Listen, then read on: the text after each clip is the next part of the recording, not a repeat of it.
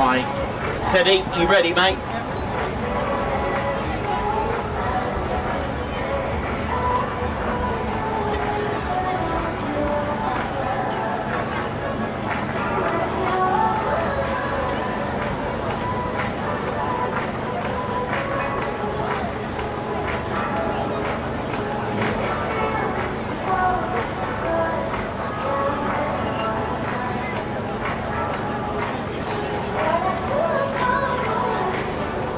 How we doing, ladies, gents and teddy bears? My name's Nikos, cameraman and commentator. Bit of a sad day, really, in some ways. It's our last day here. How we doing? Ted Coningsby channel. Look at them all there now. Ted Coningsby channel live here from Ted Balcony. One last time for 2024. And it's been an incredible experience, been amazing. And Ted and I would love to enjoy it one last time with all of you. Again, a split stream. We will be having a 2-hour break while we go and get a refresh for the dust displays. How we all doing, how we're feeling. It feels really sad. It feels like an end of a holiday. You know that feeling, that last day with your holiday? It's got that feeling, but there we go. Hope we're all good, and I hope you've enjoyed the 2 days and dusks displays that we've been here, ladies, gents and teddy bears. And if you just joined us, welcome. Ted Coningsby channel live. My name's Nikos. I'm your cameraman and commentator, and of course the show wouldn't be without our squadron leader Ted Coningsby, who's done quite well. We've had one beret down moment with his beret, of course, but it's been phenomenal. Hope you've enjoyed the displays, because they've been amazing. It's also, you know, we do need to mention it in a way. It's going to be sad. I think we need to push this air show to keep carrying on. It needs to continue. You've heard it from Marum. You've heard it live from a father of an airman who's a wing commander, who is air-to-air refueling, because this gentleman's son was inspired at an air show to join the Royal Air Force and is now a top level commander. I mean, that's just brilliant. It is amazing. And not only that, the trade, the business, the vibes, the fun, you know, it's amazing. It's a bit cooler today, by the way, but we need to continue it. How are we going to inspire our future gen, you know, of airmen? This is the thing. And also, not just about the air. I mean, yes, the displays are absolutely incredible. We love them. That's the whole point. But don't forget the things that are going on the land and sea. Royal Marines, Royal Navy, RAF Regiment, catering, engineers, all these roles that make up the Royal Air Force. There's the reserves and regular. There are RAF cadets. There's a Tutor display stand down there that I can see. It's all part of it. And then we've got the BBMF. And if they were here, we would have the Red Arrow stand as well. And the trade, the income, the fun, you know, the vibes. It'll be a shame, very, you know, a huge loss in my professional opinion, because, you know, this is what I love. This is military aviation. You cannot tell me that if we go to Coningsby and ask every single individual, you know, we're going to get a high percentage that would say, yes, I was inspired. I mean, pilots, definitely.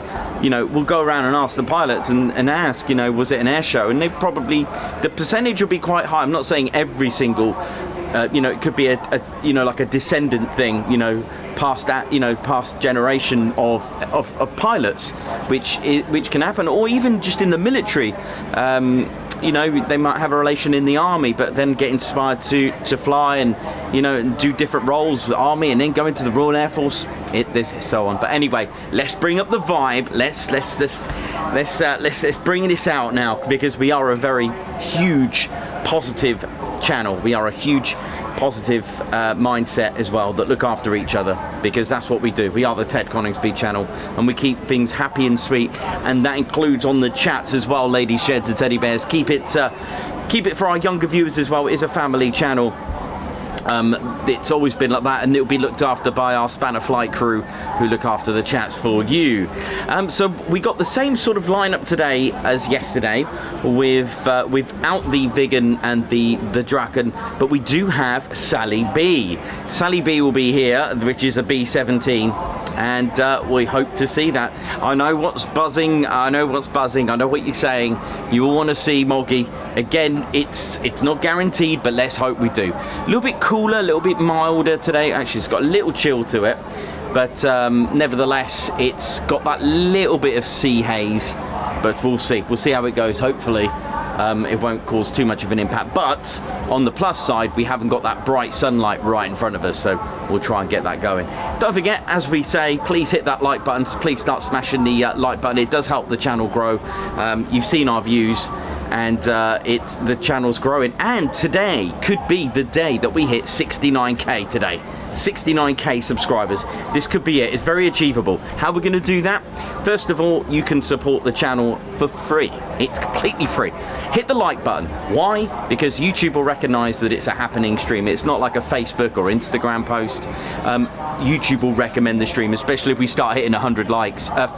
Well, I think we got that already. If we get 1,000 likes, then YouTube will start thinking about it and getting it recommended. And once we get recommended, that's more exposure. More exposure could lead to more viewers. That's the way the channel's been growing. And hopefully we can convert them to subscribers. And if you are subscribed, then please hit that notification bell button so you don't miss out on the latest and greatest live streams and videos. Again, all of these are free. Hit the notification bell button, select it to all. What else can you do? You can hit the care button. YouTube has a care button. It does. It's spelled S-H-A-R-E. That's right. The share button. You can share it to your social media. I'm trying to keep up with all your messages. It really is amazing. When I first started, the inbox is just crazy. There was a really nice message I had from a lady who was watching it with her kids at home. This is the family in the comfort of their own home with the kids. They tuned in for the dust display, and what did the kids see? Dancing teddy bears on the screen. I can imagine for a first-time viewer thinking, what is going on? But the vibes were good though. The tunes were good, and we were loving it. Welcome to Bournemouth. Do you know, it's not the first time I got that confused, but we are at Eastcliff, and then we're staying at the Suncliff. It is Bournemouth, and we were just, a couple of weeks ago, we were at Eastbourne, and I got a bit confused. I even done that at Mac Loop. Do you remember when I said we're at RAF Mac Loop? No, we're not. There's no such thing as RAF Mac Loop, but wouldn't that be a thing, eh? All is good. So, yeah, we've got the same lineup. I'm going to have a little look now at the live lineup for you, so we know what we've got. Things can change just like that. I'll give you the first displays that are coming up. Welcome to the Ted balcony.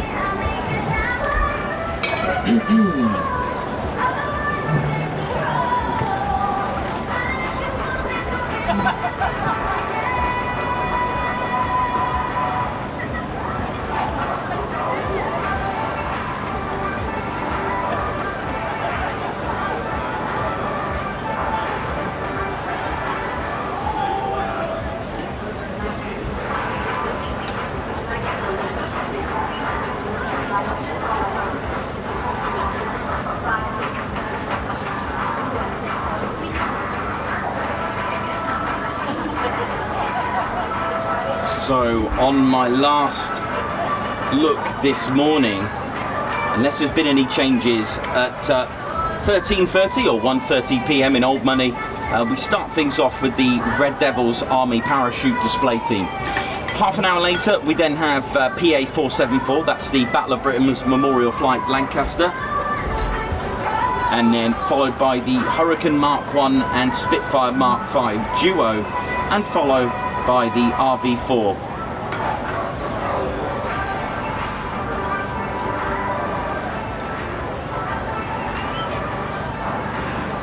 So the Fireflies, they were great, they were amazing.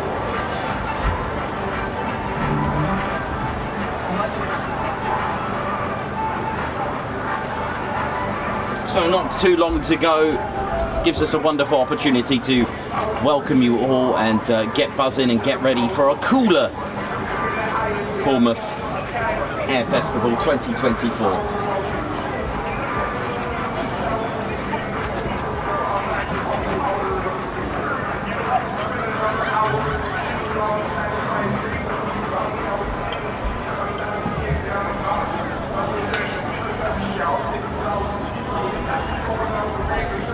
very misty scenes out there. It's a bit moody. Hopefully the weather's all right. It's supposed to be cloudy all day today, which you may have heard from the commentator of the Red Devils, the British Army's paratroopers, the British Army's parachute display team, regarding heights. I doubt they'll be doing a 10,000 foot drop today.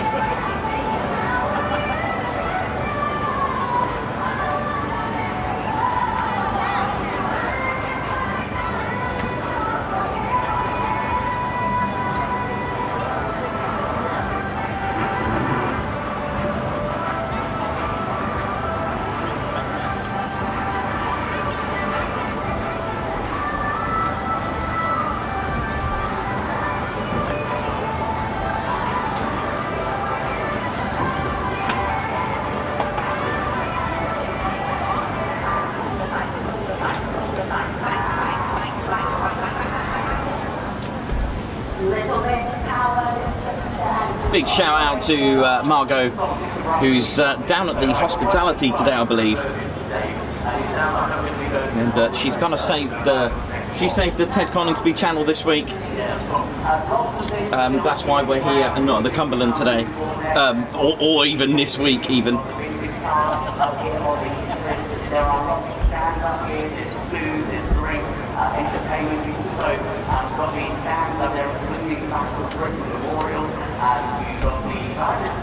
Again, ladies, gents and teddy bears, like we do at our military bases, it is a no drone zone. It really is out of the question.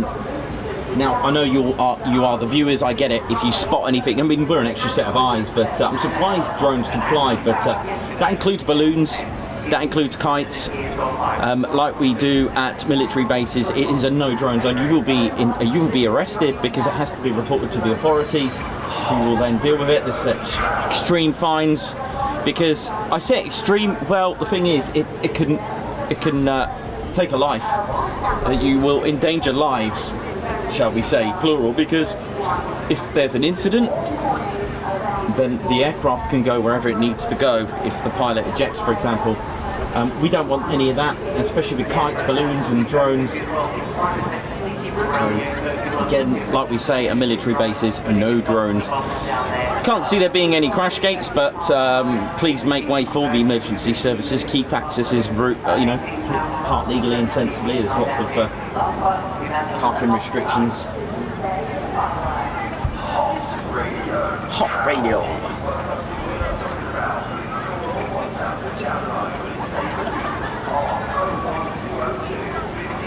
Keith Smith down below there with he's got some sort of photo down there, or picture. It looks like a squadron print.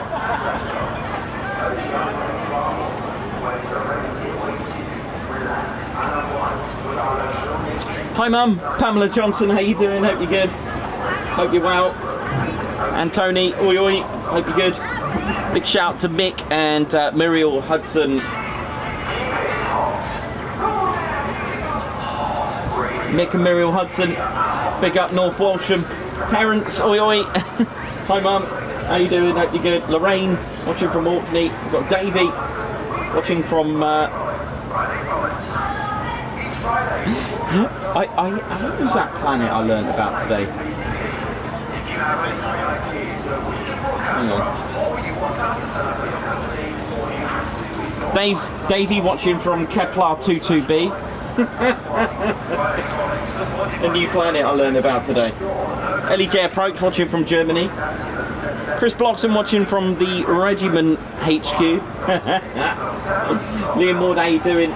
Oi oi, Liam. Oh, I think I see. Oh, Shaw. I think I see Jim Shaw and Nathan Shaw today. We've got Keith Smith down there as well. We've got Lorraine Harris and her Red Arrows team. We've got. I can't see who that is down there. There's someone else down there. There's someone waving a Reggie. And you've got Keith Smith. Big shout out to Rod Hall. Big shout out to George Smoky Bacon, our commentator. I did head down there today, but I didn't get to see him. Perry, how you doing, my man? Watching from Wales? Are you still enjoying Wales, or you've just got back? Well, lovely photos that you've posted on Instagram. Fair play, man. Bex, how you doing? Watching from Wales. Wales crew. Craig Davis, how you doing? Big shout out to Craig Davis. How's the Wales Massive? I'll just show you the bears. The bears look like they're having an ultimate time in here. Look at them with their programme.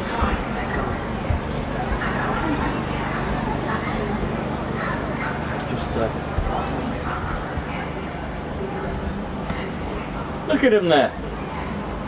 Yeah, look, they've got their there's a Welsh flag, I know. We're not in Wales, but it made the journey. So big shout out to all our Welsh crew. Ted, go on, mate. Give him a Craig Davis and his Craig David's son and sons.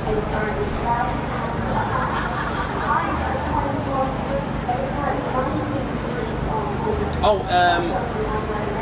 oi oi to Mrs. Kelly Williamson from Craig Davis yesterday. I didn't quite catch that yesterday in time from the show. So oi oi to her, and just we got to our Welsh viewers. How you doing? I don't know why Ted decided to bring the Welsh flag. Our good friend Brian from the Sparky from Cardiff.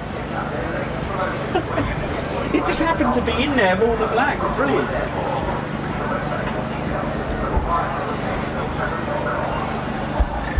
It was.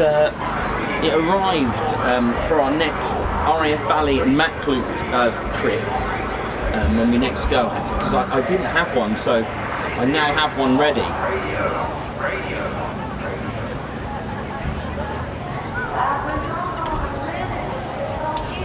Okay, so just under 25 minutes, the displays will start.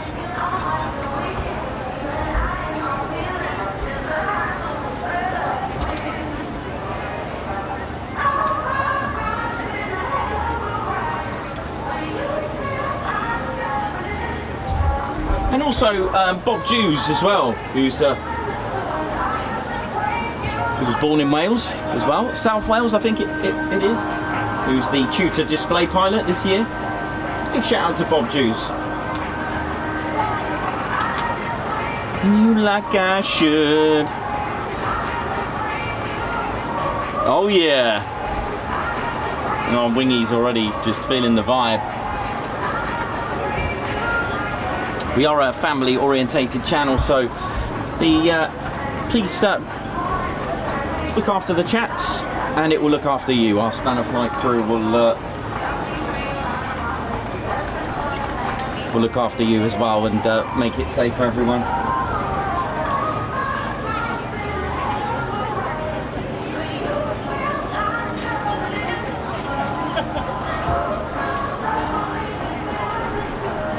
Yeah, a lot cooler today.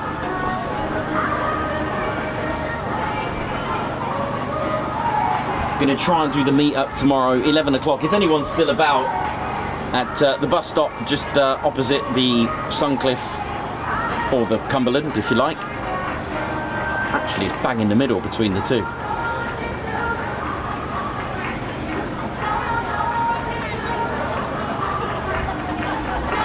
Who's feeling it? Who's loving it? Let's ride.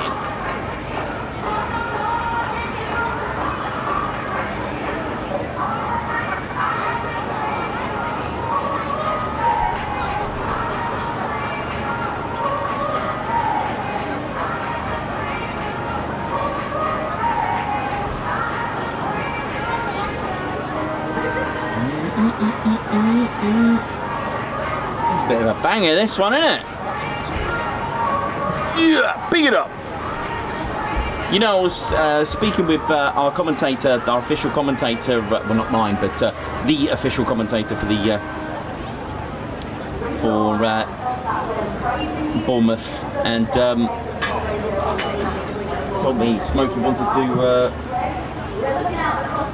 to become a broadcaster, and so did I. Interestingly enough, I got myself a CB ham radio. And started off with my own channel. and it was quite fun. I don't know what I was talking about.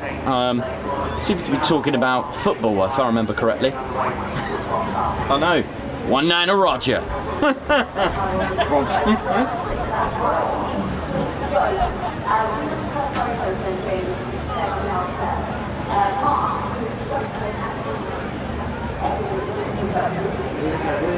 Baby,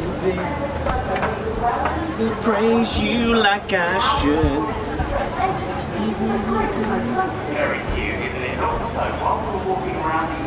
Welcome to the Ted Coningsby channel, the UK's #1 military aviation streaming channel. We're riding by the seaside. Oh, I do like to ride beside the sea. Yeah, okay. That'll be featured on my top 10 album. That's a good tune, man.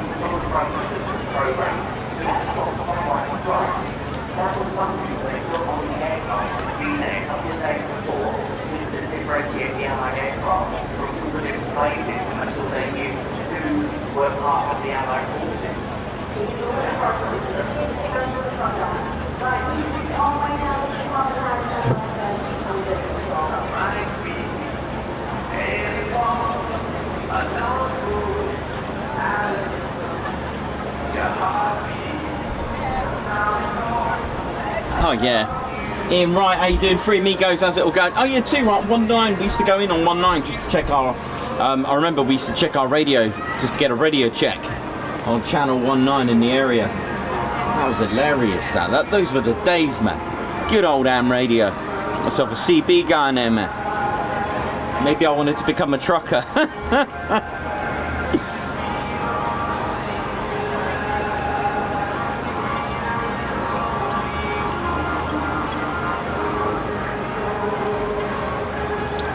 You're watching the Ted Coningsby channel. We're live here in Bournemouth for the last day. So we do have one more stream after this. That's later on tonight.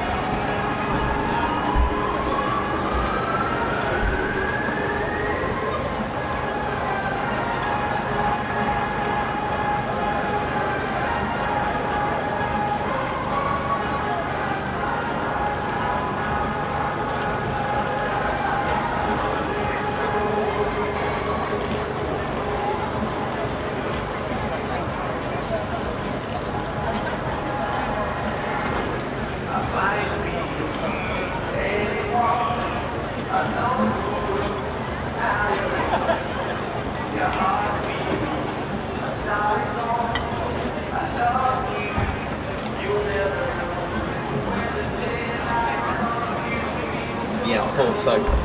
I've just checked my live app here, and it does look like the red arrows. Well, the red arrows aren't coming, but the red devils. But looks like they've either postponed.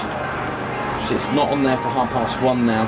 They are due for 8:18 p.m. That's 2018. However, the clouds look like they're closing in later, so I'm not sure where we stand today. This does feel a lot like Thursday last year at Bournemouth Air Festival. I'm so conscious about saying Eastbourne, I'm going to end up saying it. Yeah, I'm wondering if how it's going to work out today. The clouds seem to be closing in from the southeast.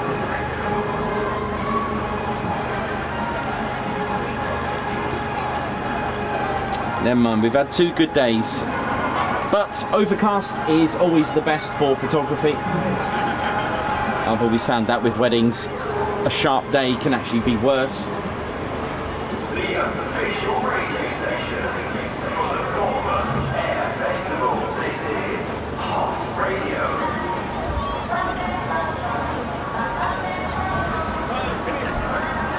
Oh, what a banging tune.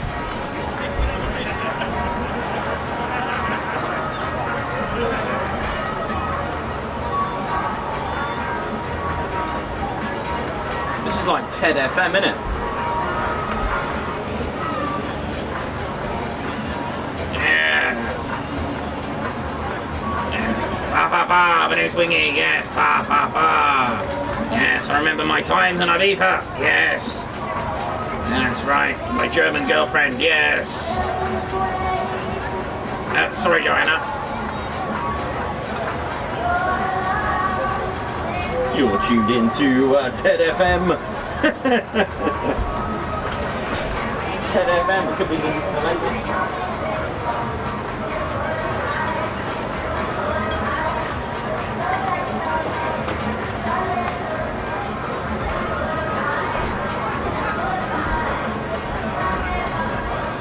Ba ba ba ba.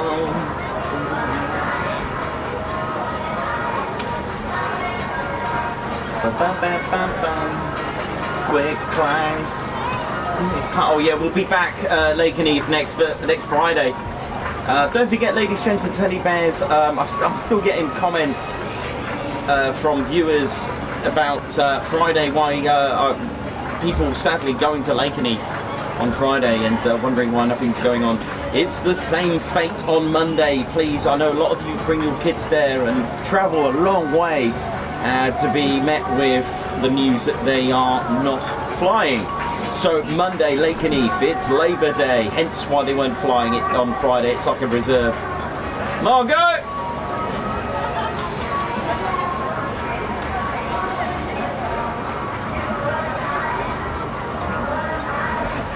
Ba ba ba ba. Yeah, let's ride. Okay, so we're going to start things off with the Battle of Britain then, the memorial flight.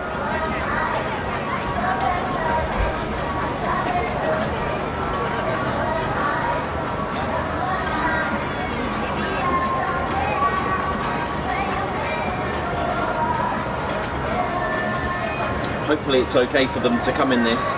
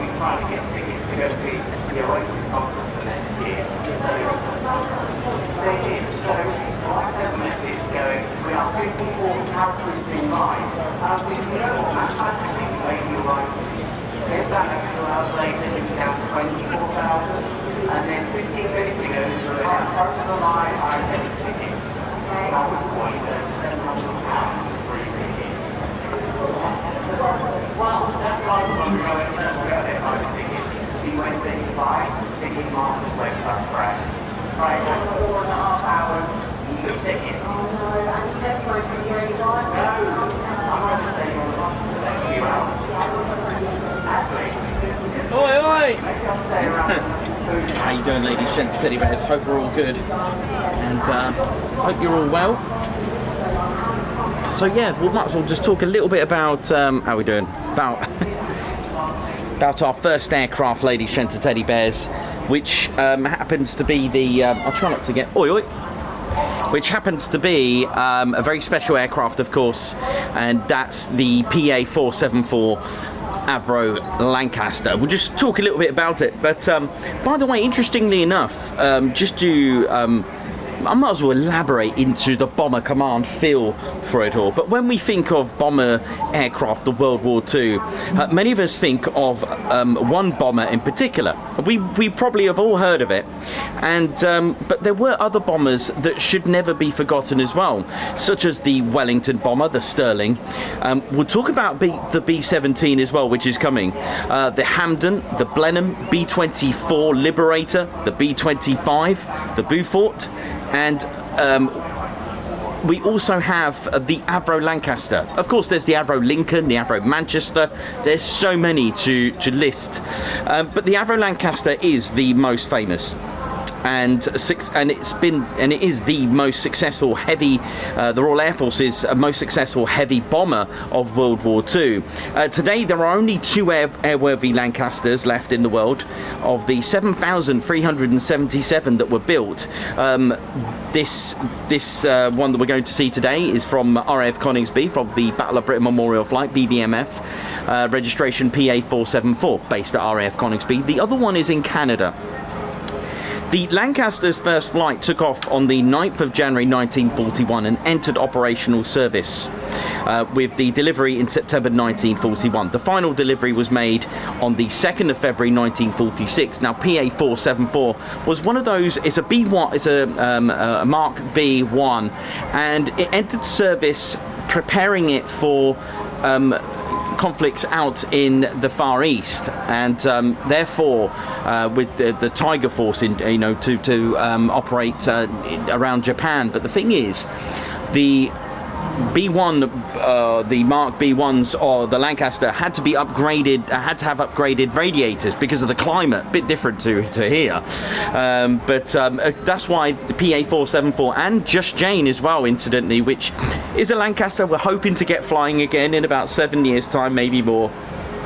But it's been built with upgraded radiators for the Merlin engines. Now, the Lancaster PA474 was built at the Vickers Armstrong Broughton factory at Hawarden Airfield, Chester, on the 31st of May 1945. So it was just after V-Day. The war in the Far East, as we mentioned, ended, so therefore it was it never really saw any hostilities. But we are lucky enough to have the Avro Lancaster in the skies today as a flying tribute for those 55,573 men that were lost in combat, that were killed in action, and not forgetting 8,400 who were injured or captured as prisoners of war. And one can't think of the impact it has when you see it. It's an iconic bomber. You see it and it just hits you, doesn't it? The sounds of those engines. But have you ever been in one? Because I have, and there's only a few millimeters of metal. A lot of the flying, a lot of the raids were done in the dark. Imagine. But I know, I've come to understand that for me as a civilian it's different. For me, I get scared. You're going to be scared. But I think the mindset of those men were going in combat mode. They were going in focused on the mission, because that's why if you lose your focus on the mission, you won't really stand a chance. You will fall out of your mindset. But thinking about it, when you get hit by various say 109s or flak, that must be scary in the dark at night. It must be very, very scary, but you just got to keep focused and not luck. At the end of the day, a lot of this was done on luck. One flak might be able to be okay, but that amount of metal between you and the elements is quite scary. Not forgetting all the positionings of the Lancaster. The rear gunner suffer a lot of frostbite, especially if any of the parts of the canopy, the acrylic or the glass was obliterated. A lot of them would come back with frostbite on their feet, their fingers. It must be a very scary place to be. But they relied on the bombers, they relied on the rear gunners as well as protection. All the gunners, it was a unit. You were together. At least in some ways, when you think about it, you weren't alone. I do have a really there was an interesting story about RAF Coningsby, 97 Squadron. Now, 44 Squadron received the Lancaster, the first squadron to receive the Lancaster, and that was at RAF Waddington. 97 Squadron were the second squadron to receive them, and they were based at, of course, RAF Coningsby. RAF Coningsby's 97 Squadron took part in D-Day, and they became the first losses. They suffered the first losses from D-Day. They were the first D-Day losses from the air. It was a very scary sort of. When I was reading it, it just sounded almost like really, really haunting, because the men were all psyched up. Because if we look over here, You're going over the sea. The men were in good spirits because they thought, well, it's not far from home, lads. Not far from home. Drop the cookie and go. It was that kind of thought, because they were in good spirits. 97 Squadron's Z flight, obviously Z for America, Z here. They were in good spirits. Jimmy Carter, the wing commander of his aircraft,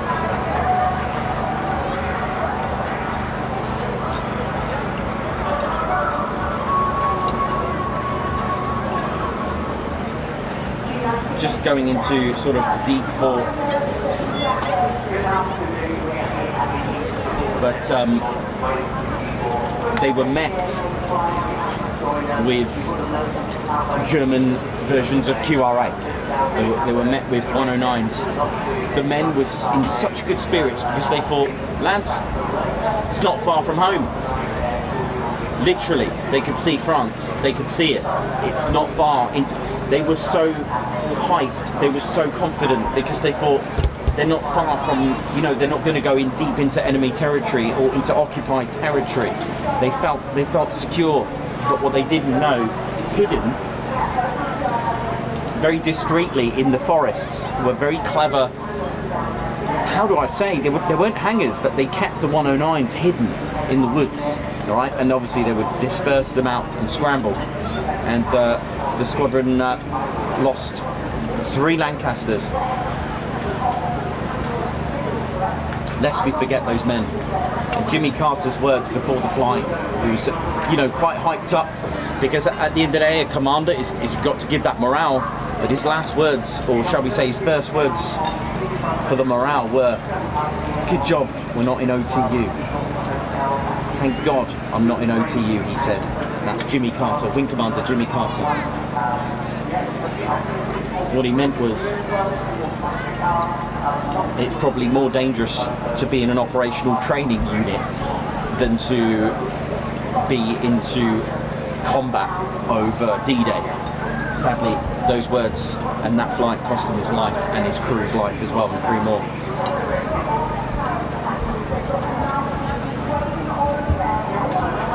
Also, we're going to see Sally B as well. Lest we forget Lady Shens and Teddy Bears, we're going to see Sally B as well, a B-17. Now, did you know the first sort of operational use of the B-17 was actually by the RAF, by 214 and 90 Squadron. Yep, they called them Fortresses. Fortress and, oh, do you know, it's got me now. Fortress 1 and Fortress 2, I think. It was the B-17E and B-17F. Oh, that's really scraping my mind up and thinking. But yeah, it was actually used, I think it was RAF Polbrook. We had 90 Squadron and 214 Squadron. If off the top of my head, if I can remember 214 Squadron, it'll be a miracle. I think the squadron markings were Bravo uniform. Hey, go on, test me out on that. See if I did my homework. I think it was Bravo uniform, if I remember, but they were the very first B-17s, the E and F, or the D and E. I can't remember which way round, but if I remember, the Royal Air Force called them Fortresses. They had different paintwork and camo, different livery scheme on there. But there you go, that's really tested me then. Oh wow. If I got that right, 214 squadron markings, Bravo uniform, that's, I'll take that. Or at least close.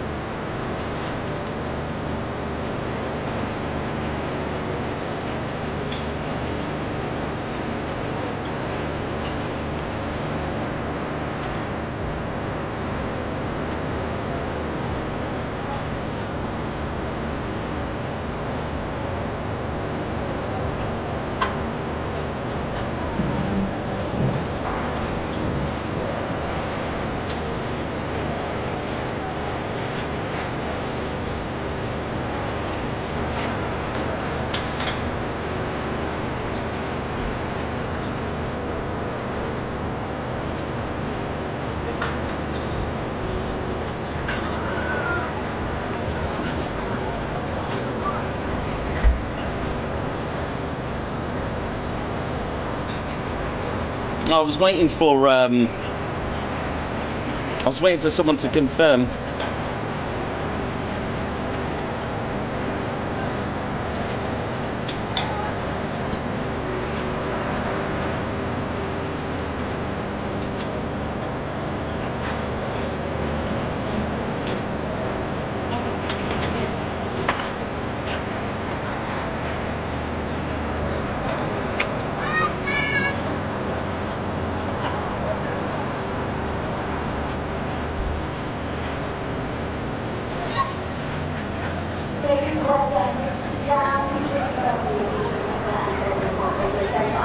Sorry, I think I was right about Bravo uniform, but yeah, this was brilliant for Bournemouth Air Festival. We have really enjoyed when it comes to the innovation in flying, and tonight is no exception. So Typhoon is up a little bit. I was on the flight yesterday when I came up to I was on the hill and I heard the roar of the Typhoon going, so I was hanging out there for but more excitingly, it does this they can hear it from Moggy, which is which is celebrating the anniversary day, made an appearance yesterday here at the Air Festival.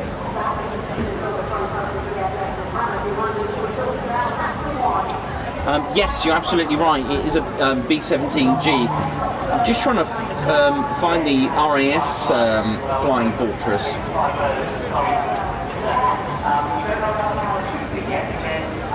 Yeah, Boeing Fortress. It was an F.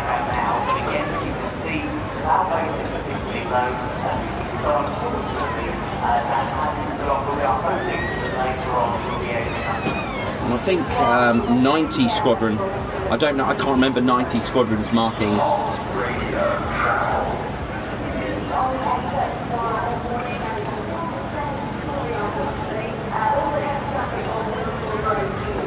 But just to put me out of my misery, it was Whiskey Papa.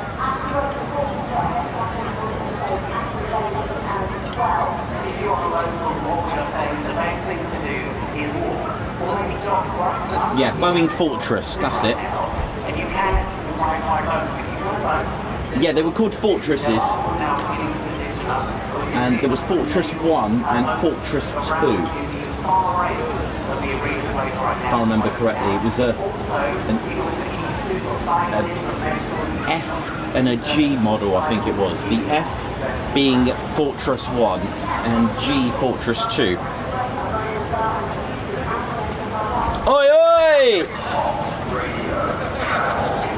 Nice one. You right?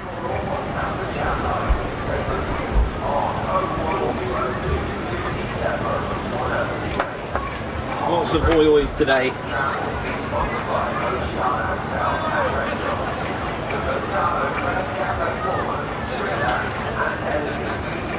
Nice one. Lots of oi-ois today.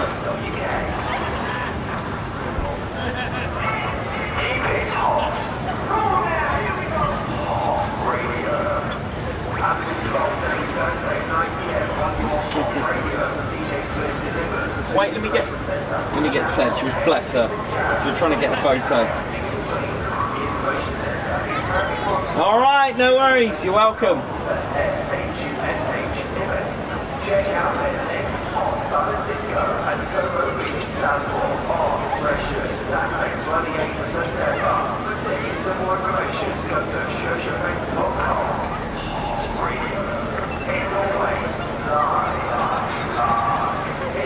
Thanks, Davey.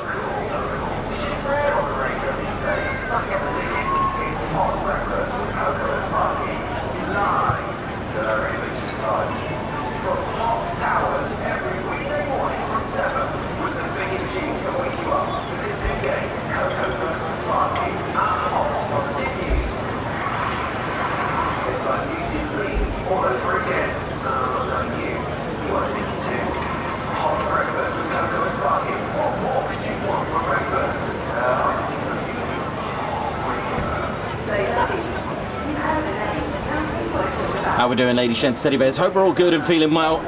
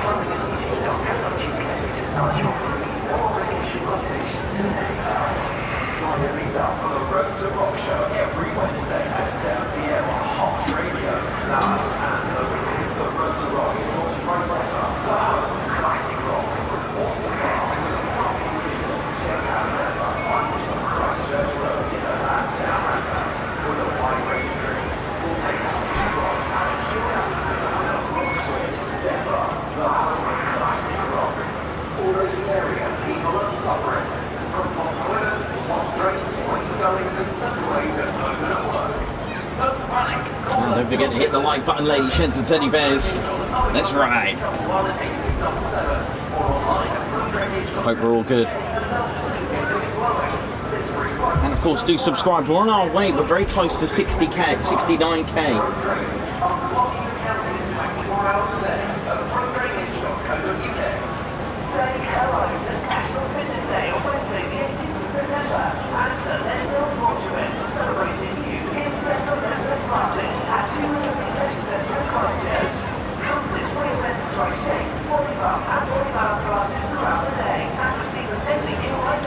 So we just got 101 subscribers to go to celebrate this week in style with 69,000 subscribers. That's more than some football team stadiums, you know.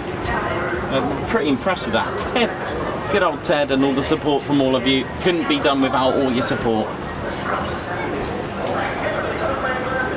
Bit of a different climate today.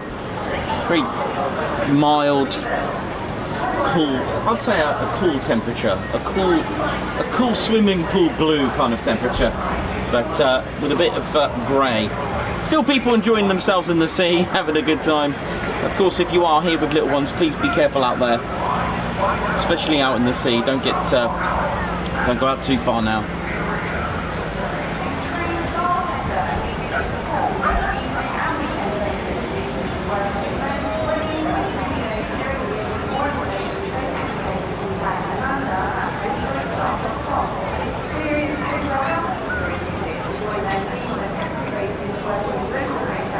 Jan Clark, how you doing?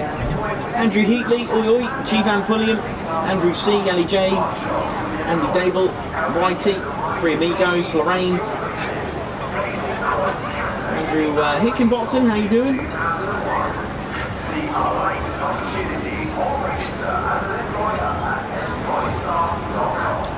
So we're going to start the displays now with the Battle of Britain Memorial Flight, and that's at 1400. It's 2 p.m. in Old Money, and which will be followed by the Hurricane Mark 1 and Spitfire Mark 5, and after that we'll have the RV4, 2 of those, and followed by the RAF's Tutor display team from Flight Lieutenant Bob Hughes. So the RV4, little kit aircraft flown by the Firebirds.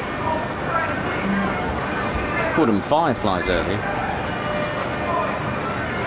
Sorry about that, Firebirds.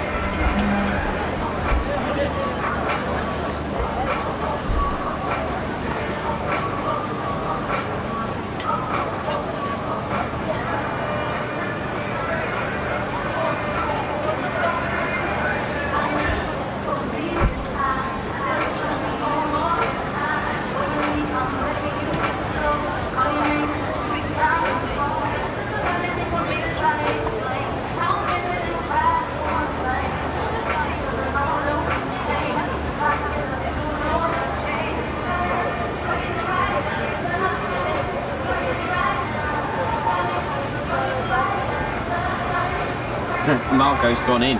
Where's Margot gone? She's left her balcony. Margot!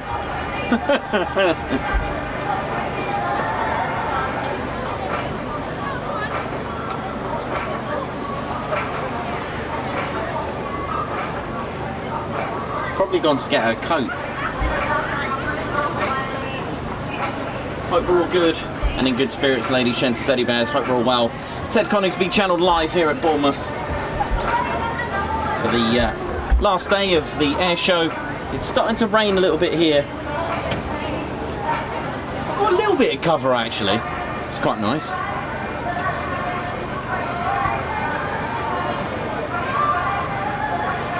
And I'll tell you what I haven't featured are the goats. The East Cliff goats. Yep, you've heard it. If I can get a shot.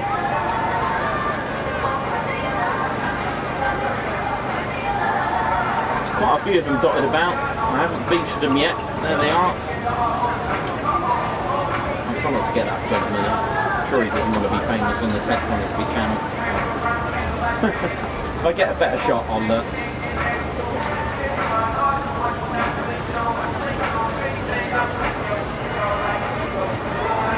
Quite a few of them scattered about.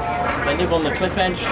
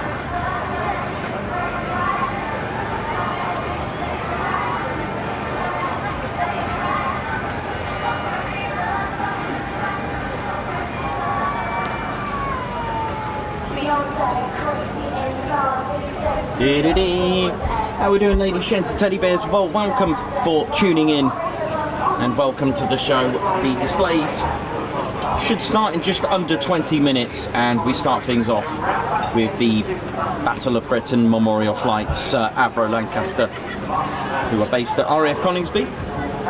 They also have Spitfires, Hurricanes, a Dakota and 2 training aircraft, the de Havilland Chipmunk as well, as part of their inventory. Coningsby's been their home since 1976, and throughout most of the air shows you'll see an ex Battle of Britain Memorial Flight aircraft, the PR Spitfire, the Mark 19, which actually incidentally been flown this year by an ex Battle of Britain Memorial Flight pilot, which I met, Disco. Is it Mark Discom? Do you know what? Because I know all their nicknames, I hardly remember their real names, but I know it's Discom, but I can't remember if it was Mark Discom. But you could all correct me on that one.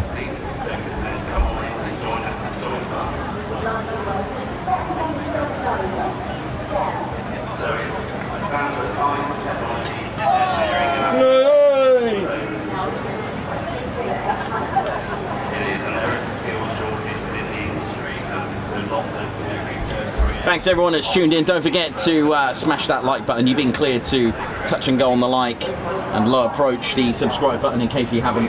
We are very close to 69k. Can we do it? Tell you what, it's been an incredible time, and if there are any of you that are staying here tonight, we will be at the bus stop about 11 o'clock tomorrow morning before we depart for TED HQ. Ted's had a wonderful time with everyone, and it's like I said, no matter where I go, it just feels like you are all with me. We're all together. So if people want to get involved and they really fancy maybe a career like that, then today that's so long.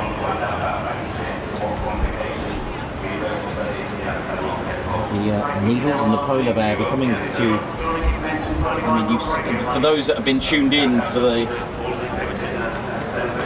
our whole airshow experience, now look at the situation over here. You can't even see the polar bear and the needles.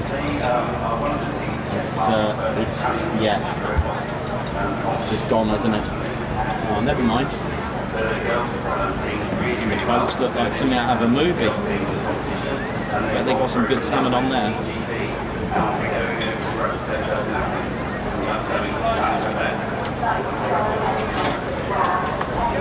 Thank you very much for joining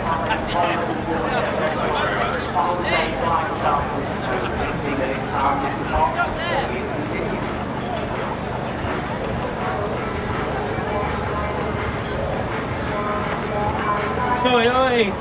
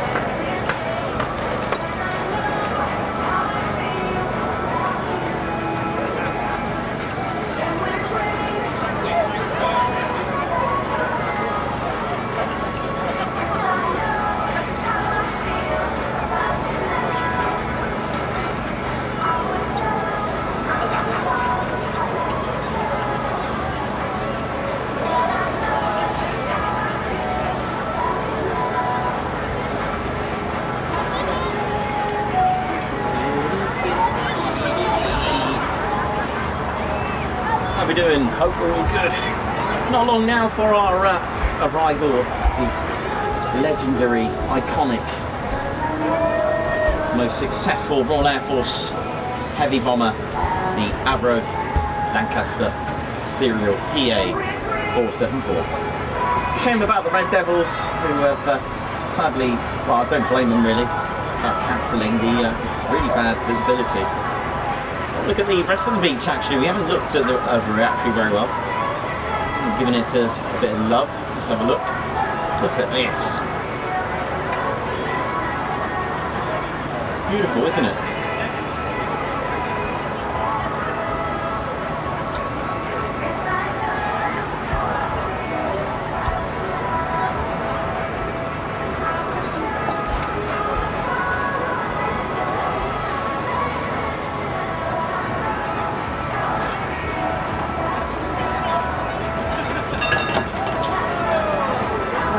Greek night. That looks emotional.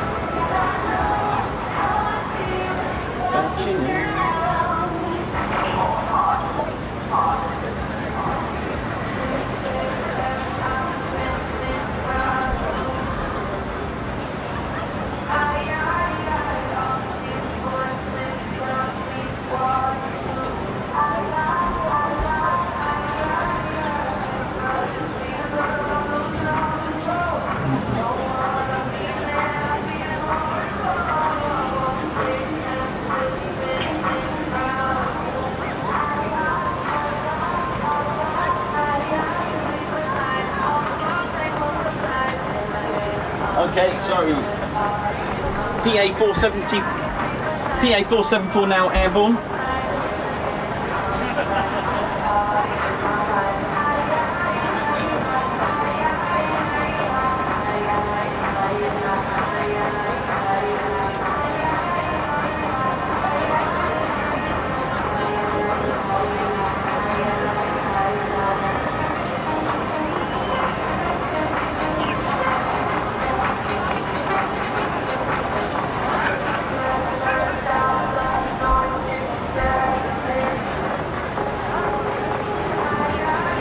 Right, let's do this. Absolutely. Right, ladies, gents and teddy bears, it's time.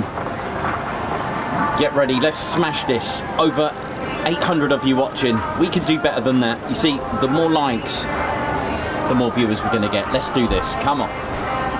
Come on, Ted Coningsby channel bringing you the very best military aviation around the country, with the exception, of course, of air shows thrown in the mix as well. Next week, hopefully, weather permitting, we should have a full day with the three main fighter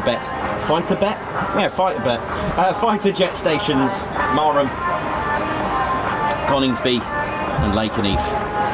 Let's ride.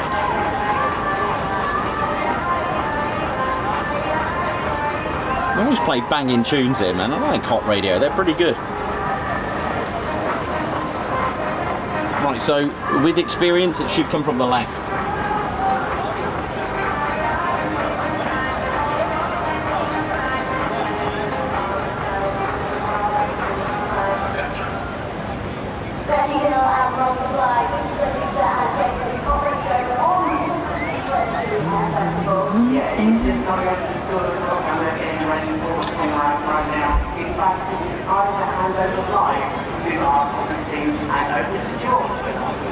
George Smokey! There he is! Through this morning, and welcome everybody to day 3 of the 16th Bournemouth Air Festival.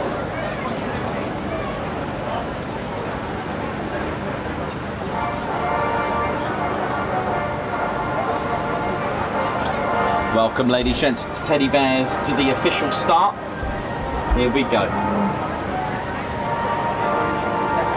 Oh yes, we've had a glorious couple of days here already, and we are set to do it all over during right through. Oh, I can't wait. I love Bournemouth Air Festival, man. I'm going to get emotional tonight. I know that. I'm going to get emotional. I can feel it.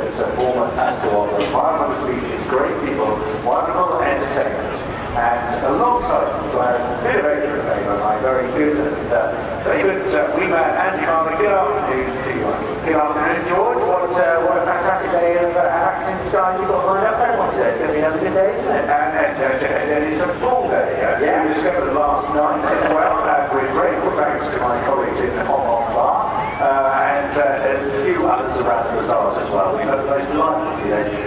It is a little bit muggy, icy today, and we're checking the weather radar for you right at the moment. Yeah, I'm wondering if Turbo's going to do a flat display today. It's really horrible. The mist is sort of setting in. We're just praying that there's a couple of showers over parts of the moment. They look at the skip through Kenya. Yeah, absolutely. It looks like officers today. I'm sure you're all aware of that. That's a great lineup, as always, featuring all the old and bold, the wonderful vintage aircraft from Warbirds, a great big section from the Royal Navy, both modern and frontline, and from the vintage staff as well. That's Navy Weeks, of course. That'll take us up to a little bit of a deep break in the afternoon, and then river rowing action again all the way through to about 5:30 this afternoon with many of your favourites. Of course, that includes the Typhoon as well. But special guest today, right?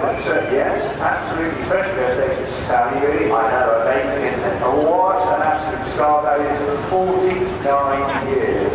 Yes, it's been operating in this country. And all the favourite as well. Yeah, very, very much so. It's such a pleasure to see that aircraft back again. And then do stay on for the night as well. Because last night was just glorious. So we had some spectacular, the photographic opportunities. The sun was blazing on the wings and bringing out the colours of that. But frankly, the fireworks on bottom, that's a key part of that night air sequence. It's just fantastic. And from previous years, I think it's fair to say that Brendan with Otto has had a few extra fireworks that we've always done on the last evening. Did you hear that Otto's going to be loaded with even more fireworks? Otto, the exploding helicopter, on a standard flight, carries 1,500 individual pyrotechnics. Oi, oi!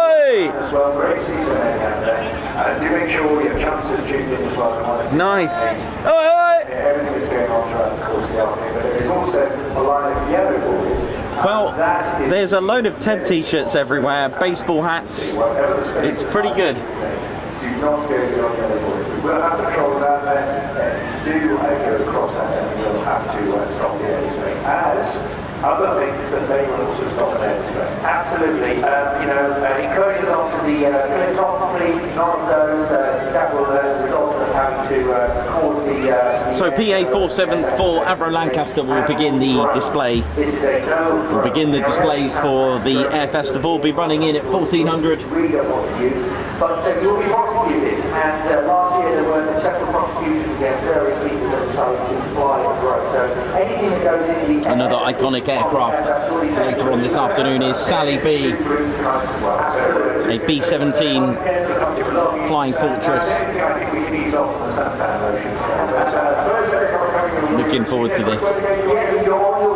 Ted's name is on the port side. I had to think then what side it's on. It's on the port side of Sally B. And when you do arrive, make sure you purchase your commemorative into the souvenir brochure from all the sellers along the side. Quite an amazing value of $6.95. It is really hard not to like Otto. Oh, yeah, I can't stop laughing. I will always think of my neighbour Lee and Callum. Couldn't stop laughing with him on the first dispersal of the fireworks.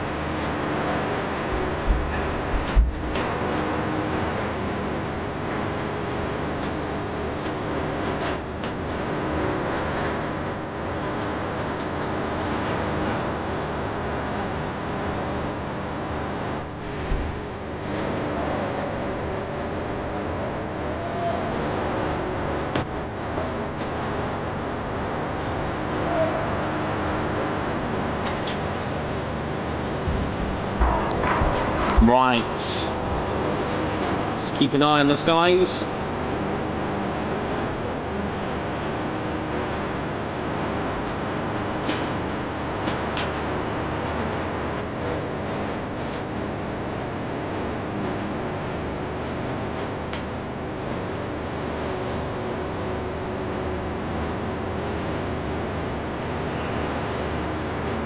So we're just bolting PA474 Avro Lancaster.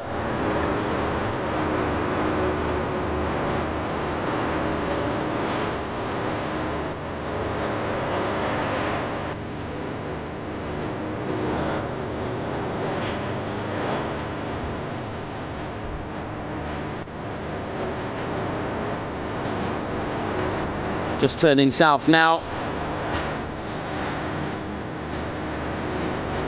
Should come to the left of us. I'm not sure it's been that cool. We had a fabulous few days here, but promising lots, but not necessarily delivering exactly what we need today, but it's certainly enough to enjoy the rest of the afternoon's flying, that's for sure. We're full of pilots, they're all set to go. The first one is already airborne from Bournemouth Air Festival, which we use as our basing, and that's in number of people, of course, to the tank, which we do during the course of the day. But so you're part of the process as well. It's a great team effort, so particularly the little ones down there on the beach, Give everyone a good wave when you say last day flying here, let's say, and all will be heading back. It's going to be a bit eerie, isn't it?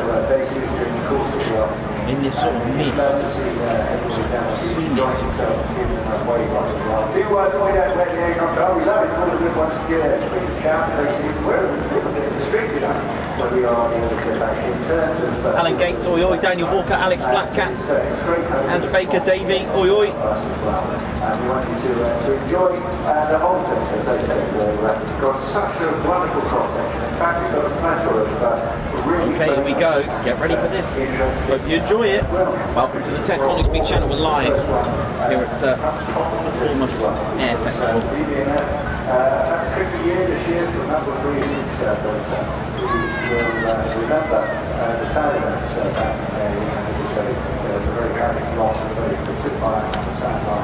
It's starting to rain as well here. Planning to take over the fight at the end of this season. We will bear in our thoughts as we welcome the first aircraft this afternoon, which will be the Lancaster.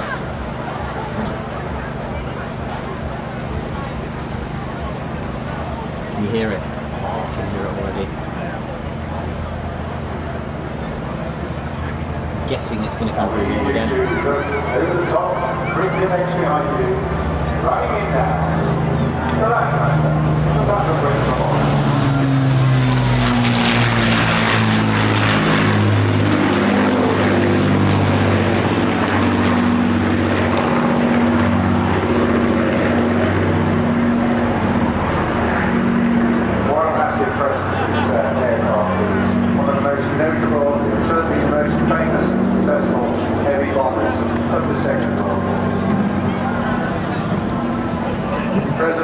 Quite awesome. Its capability was remarkable, and of course it was made to do the job required of that tricky company in the Second World War.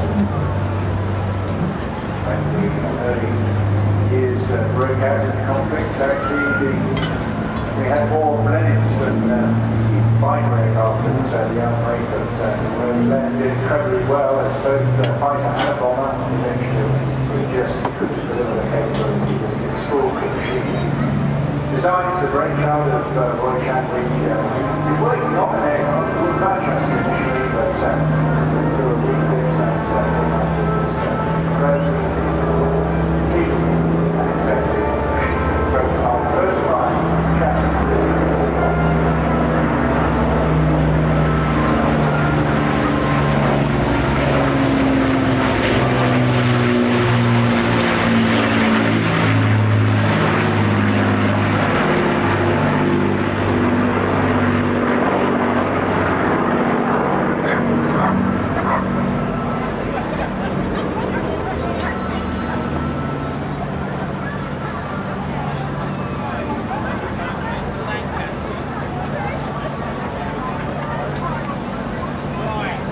Important to remember that Lancaster displaying for us today is one of only two remaining in airworthy condition out of over 7,000 that were built, of course. Built at the Gazelle Squadron factory in Harlem in May 1945.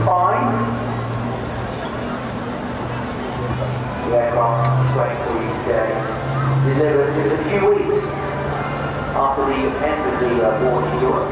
So it's modified for Far East operations against the Japanese as part of the Tiger Force. And the first flight of this configuration in August 41.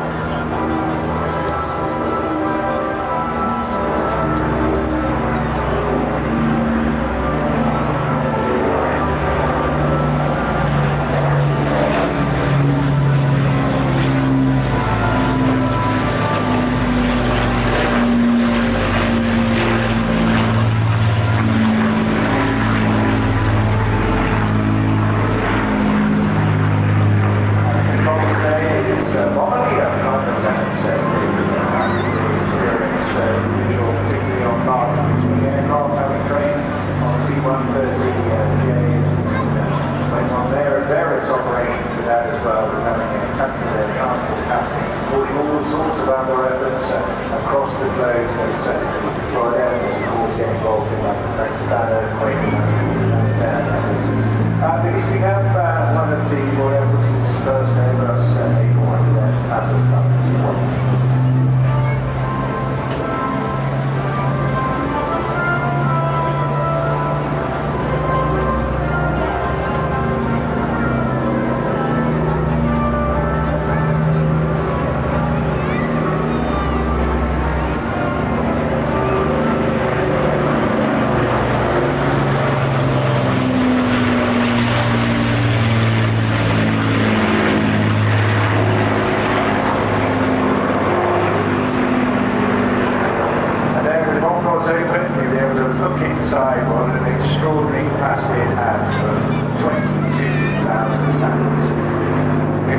Wildcats, maximum level speed with a full load of 15,000 feet at 275 miles an hour.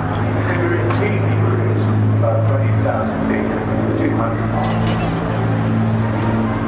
As we said, this aircraft was delivered to the Far East, but combat in the Far East ended before the aircraft could be deployed, and instead it was stored with just 3 hours and 10 minutes on its airframe. From there, it returned to the UK, flown to flight refueling at Mount Rushden, used as a test platform for the Transport College of Aeronautics, adopted by the Air Historical Branch before being proposed to the city REM.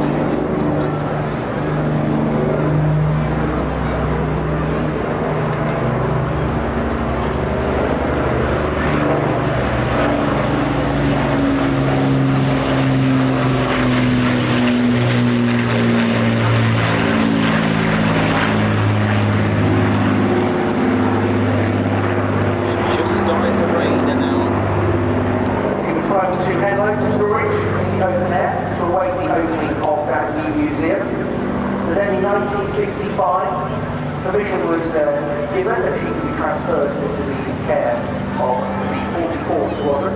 Inspection found the aircraft was structurally sound, and permission was granted for us to make a flight to Wellington in 1973, joining the Battle of Britain Memorial flights to Coningsby in 1976.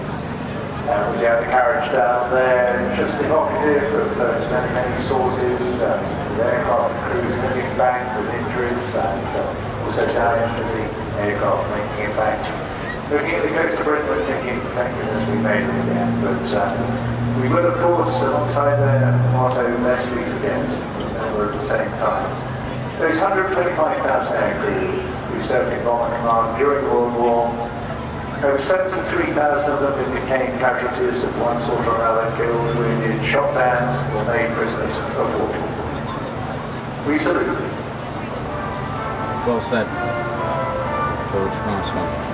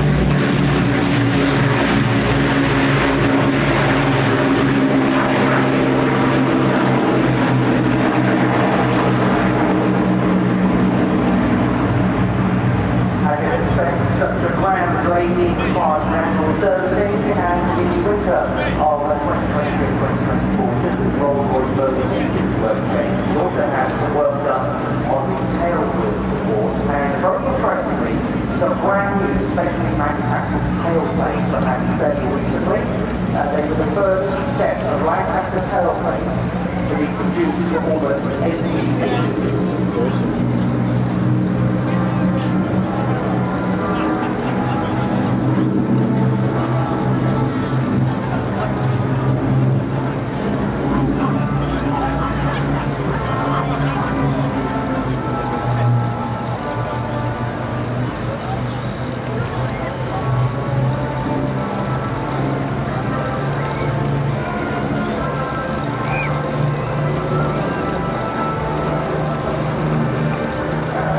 Final flight past with Lancaster coming out an opportunity to reflect on this extraordinary machine's performance and ruggedness, reliability, and many sheer charisma thanks to this stuff.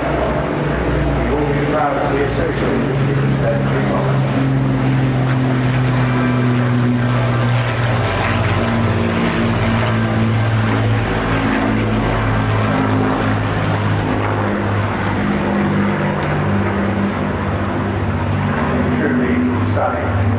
We thank also all the crews and the support at Royal Air Force Coningsby as well that keep this machine in the air.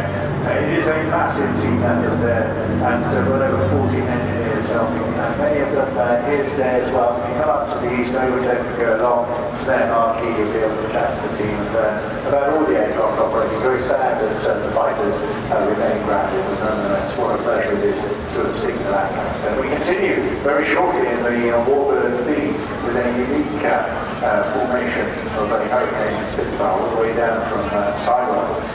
Meanwhile, there is action, of course, throughout the day and on the ground. Thank you very much, Brian, for sending that beautiful aircraft in this really bad weather that we're having. Wonderful selection of vintage cars. There's a Porsche 3 there, which reminds me of one of the first cars that I learned to ride with, believe it or not. So there's some really nice vehicles there. So they're down in the gardens, on stage down there now, in our music zone is Susie Kimber. This afternoon, of course, I'm briefly having the other artist, the duo version of the white name band that I'm not going to try and repeat on air. At 6 o'clock tonight, Mr. Everton. Thanks everyone that's tuned in. 1.3k watching. I hope you've all hit that like and subscribed because it is such a special aircraft that we have. We're fortunate enough to see this gorgeous, iconic aircraft fly in the skies to remember those that served. So, Spitfire Mark 1 and... Sorry, Hurricane Mark 1 and Spitfire Mark 5 somewhere in this awful weather. It's just the sheer hospitality and welcome around, evading around the town, which just makes this festival so utterly unique. The whole town buying into the concept. But we're sticking with the Warbird thing now. I want you to keep your eyes in the sky. I believe they're coming from the right-hand side. Very well changed. We're on the switch around depending on both the airspace adversaries. We have a very, very tight program on the airspace plan, of course, with aircraft coming in out of Bournemouth and clearing the area. We have to ensure that, of course, it's completely safe for the next aircraft coming. We're going to welcome a unique formation. We're referring to it as battle formation because it's a Mark 1 Hurricane and a Mark Spitfire. That's right, Mark 5 Spitfire as well, from the Ultimate Warbird collection.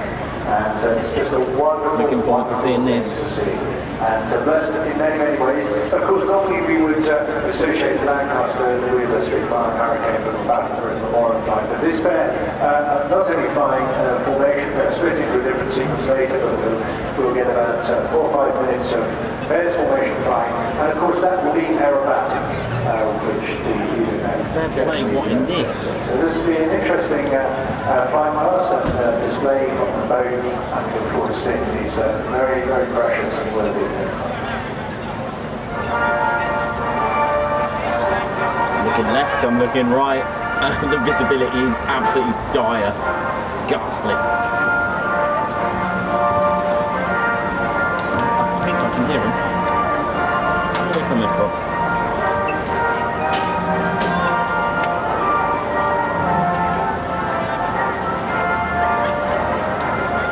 There they are.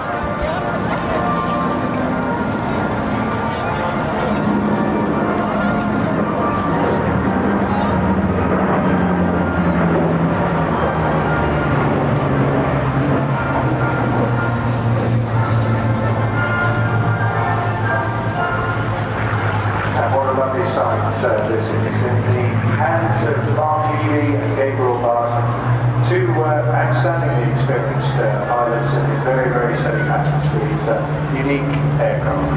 The Spitfire, of course, the classic fighter out of the RJ Mitchell Supermarine factory, and produced in greater numbers than any other British combat aircraft before since the war. Well, in excess of 20,000 Spitfires were produced in 22 different variants. First taking flight in March.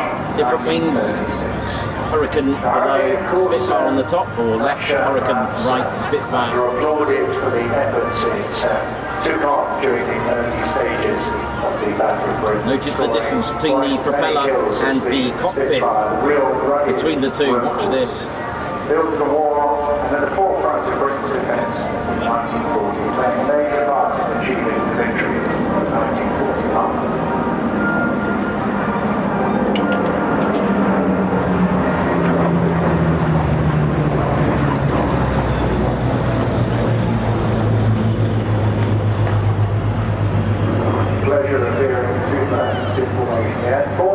information on the wing of the Lancaster, of course, and we've got more Warbirds to come.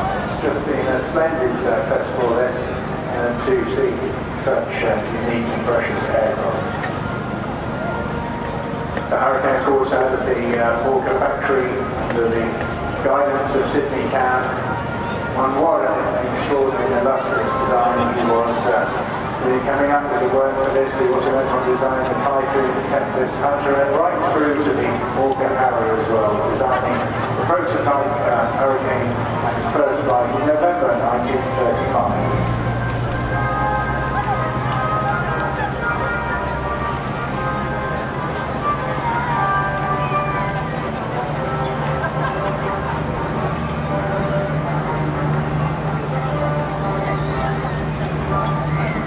Repositioning now for several maneuvers. This one now.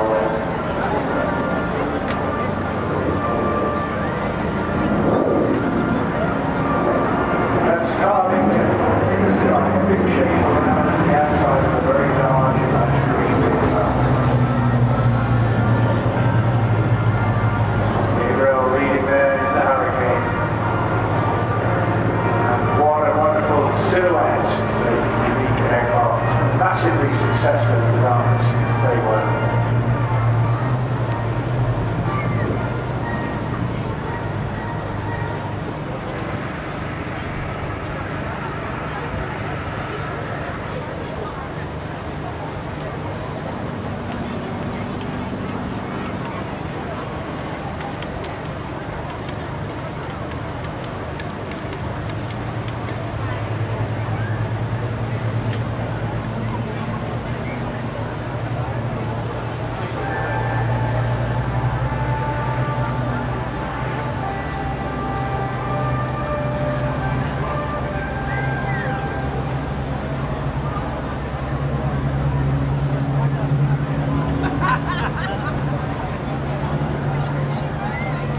Taking their time and adding no pressure. All these Warbird pilots consider it a complete privilege to fly these aircraft, hence the graceful flight. And there they are bringing now. We'll see them take to the skies. The Hurricane takes a bit of a time to get to where once, although the couple will then not do things today, but we'll get a couple of maneuvers from each of them. Hurricane takes center stage for a moment and then departs, leaving the Spitfire plenty of large. Right now, Mark high on the left hand side, filling in the gap whilst the Hurricane gets the energy from higher altitude.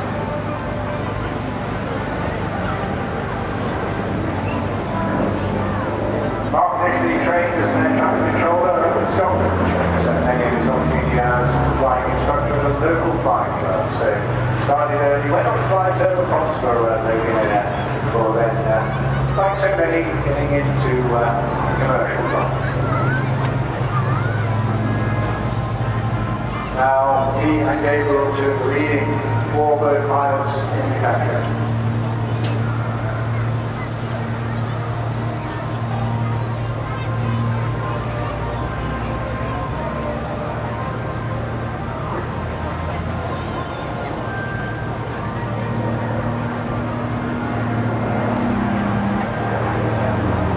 Despite the cloud of a beautiful silhouette, this big marine Spitfire Mark 5. Iconic aircraft ever built. Thanks to the fuse through the aircraft of the Battle of Britain, successfully defended Great Britain against the numerically superior Luftwaffe. Built in Yeovil in 1946, the Universal Steam Wing configuration. Now 70, around 1952 guns, and Swordfish. Yeah, the invention, well not the invention, the inclusion of that is a real game changer in terms of combat. So they now having used that altitude, they will now bring in the Mark 1 Hurricane, a truly historic aircraft this.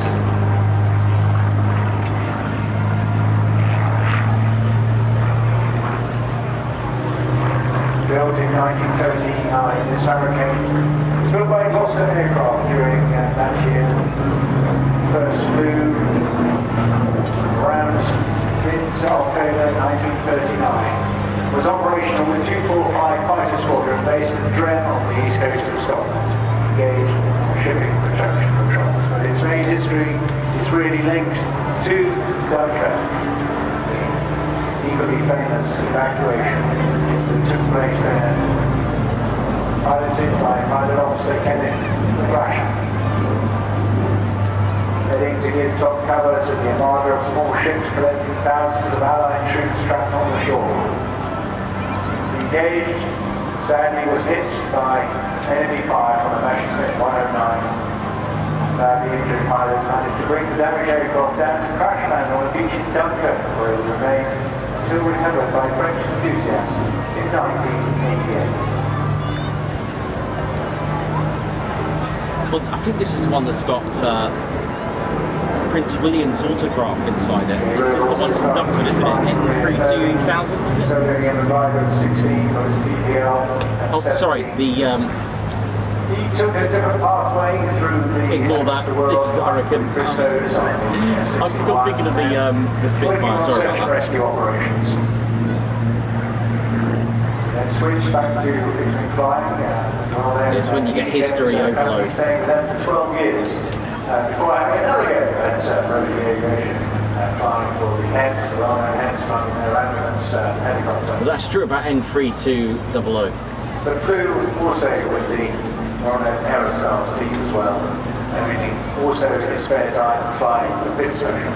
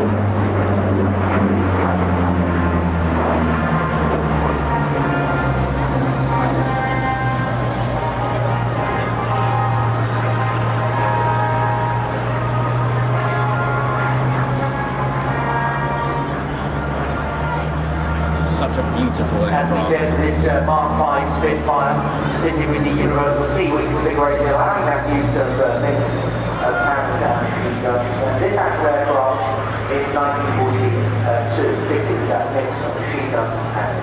Of course, powered by the Rolls-Royce Merlin 46 engine, producing 1,450 brake horsepower at 3,000 RPM and a gorgeous sound.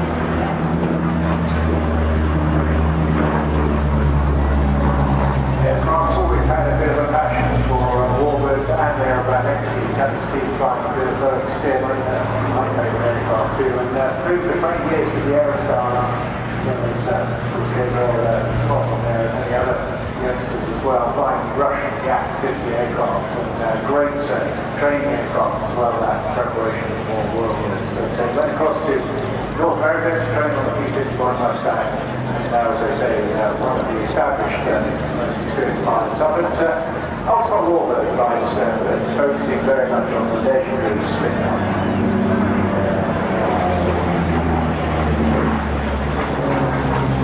EE-602 started out with 66 Squadron, which was the second Spitfire Squadron to come into existence, and this aircraft fought in battle over it. He then went on to want the Aerosuperbatics with recognition of the large sums of money that the Indian government raised through the sale of war bonds, and that was renamed the Wanted Aerosuperbatics as Firebirds Squadron. And final drive us now from Mark down to Boston, and then you give a big wave with your certainly roll. What a lovely way to define. True victory. Beautiful. grey mist over there to the eastern side. Really eerie, and I can tell you now, from what I've been reading,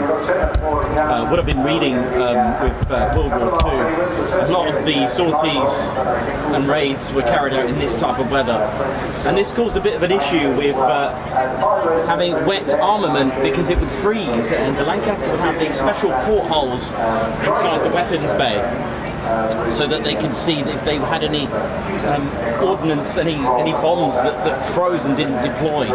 So they would actually, a bit of brute force, just kick them out. No, not like that. Just literally just lever them out. Brute force. So of course, it was dangerous to land with land hot, as they say. Some of the heritage of the aircraft is so lovely. The Mark 5 there completed 100 missions, and the tie-up to this afternoon, of course, it escorted the flying fortress itself back to the east coast after a famous 26 mission. Next we've got the Firebirds. Now, they usually just come straight in from about over here. We just did all the warbirds together for 1 5 months. That would be amazing. Good shout to get all the warbirds together. Yeah, count us in. But not to be down here today, because some people are not going to see it until late this afternoon. But I totally agree, the connections are just extraordinary. And of course, Sandy representing Lancaster in the film and certainly living on and you're so much to tell about it, it's absolutely superb. But we're just waiting now for the pilots to give us clearance. They should be coming in, I believe, from the left-hand side. And really constant pair of pilots. It's very relaxed. Here they are, with the smoke on, going right, and it's fully captured, lovely little aircraft doing after the course, and great to look at. Very, very good care of that. It's something you sit back and just get absorbed with. I don't know. Oh, they got the neons on because of the visibility. Good shout. Very satisfying. So do right people are literally linked together through their brainwaves, a little bit of chatter on the radio, and just carving absolutely delightful shapes in the sky. And so you can see not just environmentally friendly and for aesthetics, but also a safety measure as well. So when the aircraft's good advice, a great way to quickly identify where your wingman is.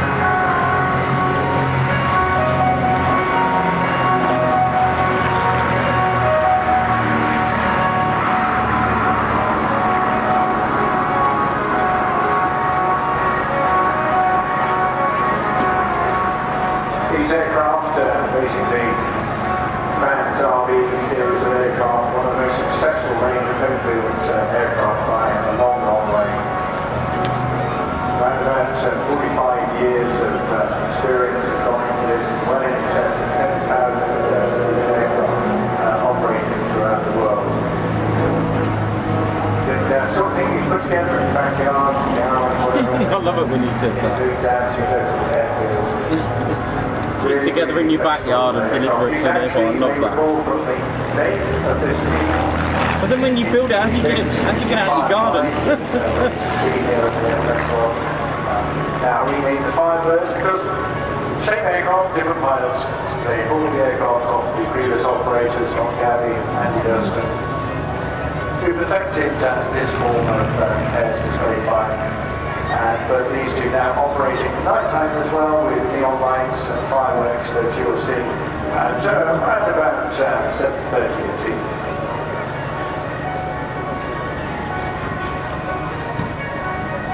By 160 horsepower, 4-cylinder Lycoming engines, they've got fixed propellers. But the seats are in their tandem formation, so a bit like a fighter aircraft, and with dual controls in the rear. Very versatile, very smooth, fluid flying, as you can see. Got a good speed range between 50 and 20 miles an hour. Really effective at short runways as well, requiring just 300 to 400 meters of run. With a touring aircraft, because they cruise around 160 miles an hour, fuel usage as well, but still got room for a bit of luggage as well to take with you. Equally set, same time, you can fit some salmon in there. Up to plus 16 and -3. Just a reminder, you're weighing 1 G at the moment. Exert force when you head down, and that is positive G, pushing you into the ground. And that is when you express the strain into the aircraft, you're not weighing any mitigation measures. But negative G, pushing the blood up to your head. You're upside down, pushing the aircraft away from you. And it's much trickier to get. Anyway, let's just sit back and enjoy that leadership scene so far. John Dog, Nigel. Oh, lovely, look at this. Beautiful. Oh, yeah. Oh, this is really, really good flying. I love them. And I can't wait because they do the same routine. They do the same thing at night. It's the same routine, but it looks so effective with the neons and the pyrotechnics that go on.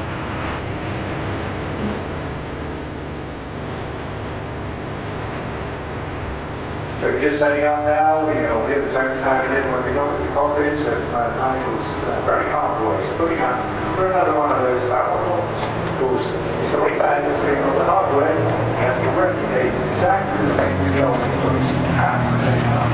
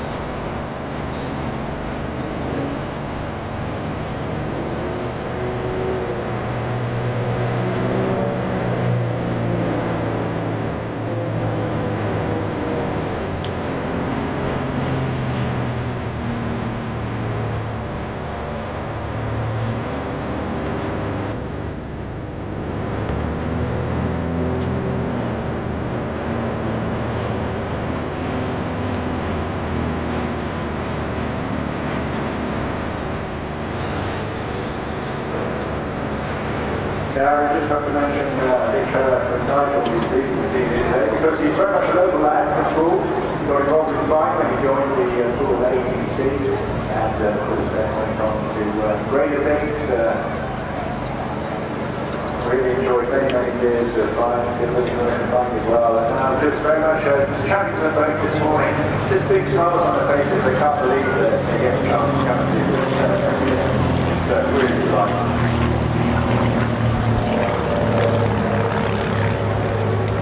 After his ATC gliding, which is a great way to get to know it. Beautiful. Start getting down to experience flight as well, when using the chipmunk. Just like I said, he did 3 paper rounds a day just to save up the fuel, but and pay up for his instructor fees to get his PPL. But having enjoyed many years in the Air Force with first of all JDs, 3 and 5, then went on to the Hawk and 2 Hunters as well. The last tactical weapons course at RF40 before joining the Jets. Very delighted guys. Went on, of course, whole fleet as Dolly, John Dog, did flying Boeings and other commercial aircraft for frontline airlines. And just really bringing all that experience to bear now in this display.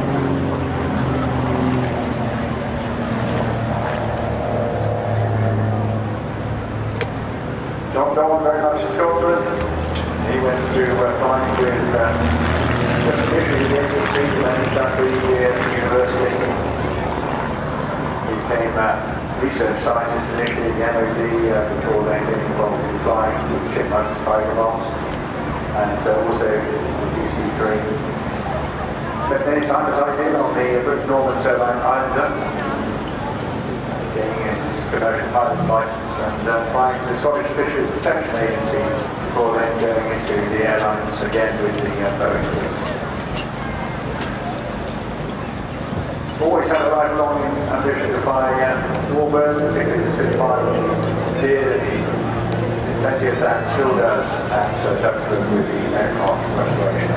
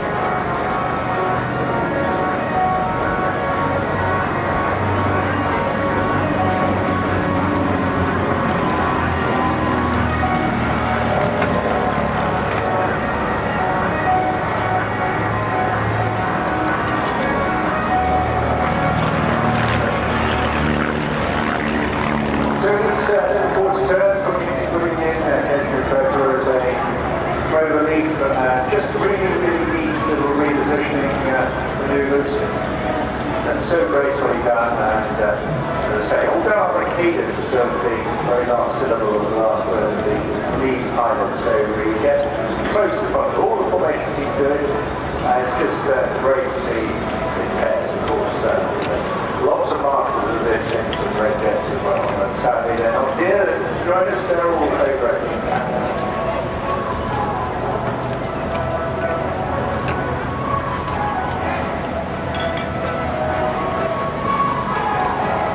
Looks good.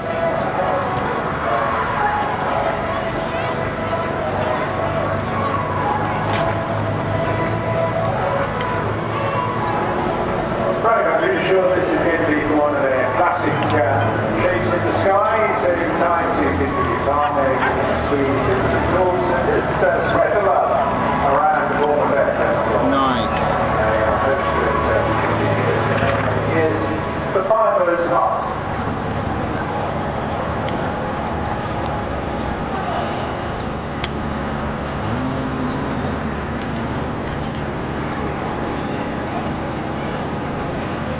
Beautiful.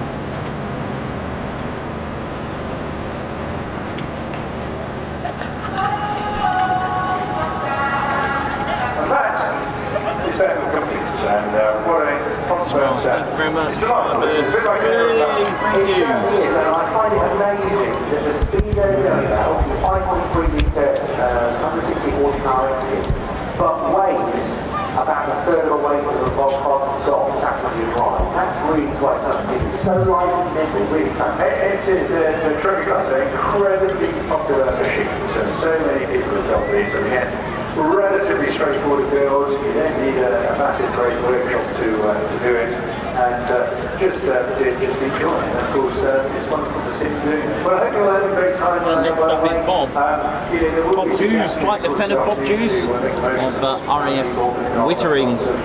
When he's not huge amount, by the way, for everybody to have. sorry, when he's not airshows. He's training pilots on the Tutor. Andy, you've had a good walk around. Really busy. The RAF, they've got the undercliff, that's fantastic. And then you find out what life is like in the RAF, find out what some of the services do.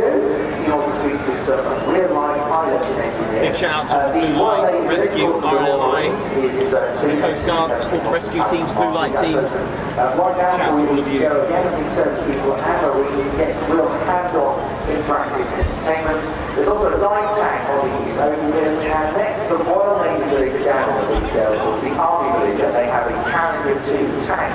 And I have to say, I just wish I was 9 years old because I just want to go and have a climb all over. But Challenger 2 battle tank down there, loads of Army equipment, some great vehicles, and again, you can get hands on it, all the guys and do it for a living day in, day out. It really is fun. It's a great toy to have, isn't it, in your inventory. That military has just got some brilliant equipment. And also there's half the Gazelle down on the beach from the Army Air Corps as well.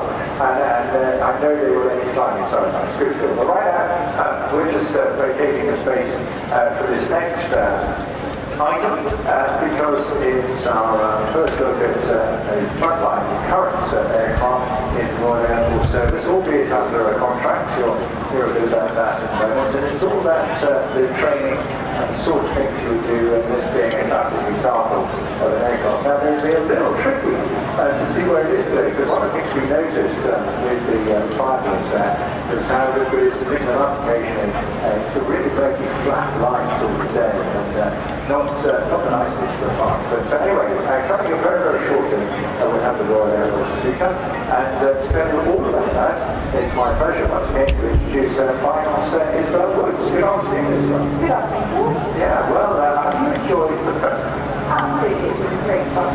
It is one of my favourite locations, very everybody. So It's a bit tricky to find the it's timing is great because towards the end White Rob Tutor great weather. flown with university air squadrons such as Wittering, Cranwell, Leeming. Yeah, it's a bit like a holiday, but you don't want to switch on. Here he is. Go on, Bob. Okay, now you know about the aircraft, so you do tell us before. Oh, there it is, off you go. Thank you very much. Good afternoon, gentlemen, boys and girls. Welcome to the 2024 Royal Air Force Chief Display. My name is Flying Officer Roberts, and I'm the Chief Display Manager of the season. It is a pleasure to display the Royal Force today. As for number 5G, ultimate student height, the student height is for within the hammerhead. Flight of 2 for Mars South Wales, started Lancaster in the Royal Air Force in 1989, 1910 and RAF Flight Consultant, and a research medical pilot on the team. Bobbing now pushing engine 2G to level the aircraft upside down for the ready part. Goodness me. This is Bob's first year in the Chief Display. He is operating a base height of 500 feet, except for 2 final passes at 300 feet. This next maneuver is the wing over, which Bob can use to gain entry for the next part of the sequence. After that, we have the ballistic rollers, which are going towards you in an off-bow wind, and the wings can use in an on-bow wind.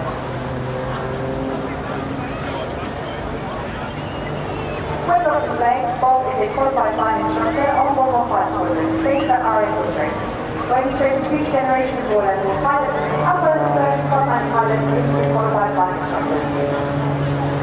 During his very career, Bob amassed over 80,000 hours on 6 different aircraft flights. This represents almost a full year in the air. After completing the next maneuver, the half season, Bob will enter the slow roll, set the cabin strength with great angle.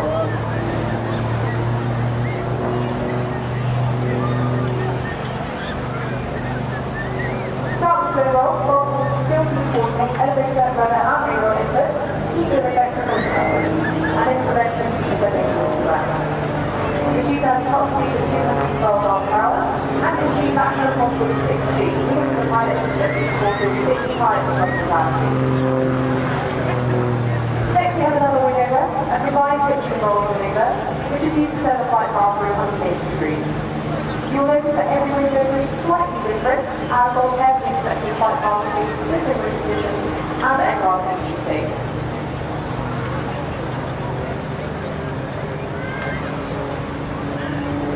And those of you who want to know a little bit more about the Tutor, it is is constructed with carbon composite materials and has a homogeneous full power and light-saving sensor.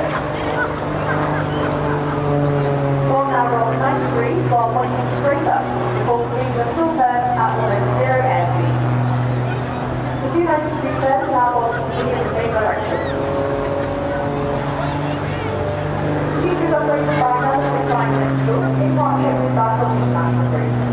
Primarily by university and college students and RSSN. There are 30 areas sites across the UK that offer flight Oh, 30. a year. And this can be used if you're between 12 and 15 years old. I think I heard that right. 30 air squadrons. Unlike the last one, this one is both lecturing, executing the opposite direction of the country.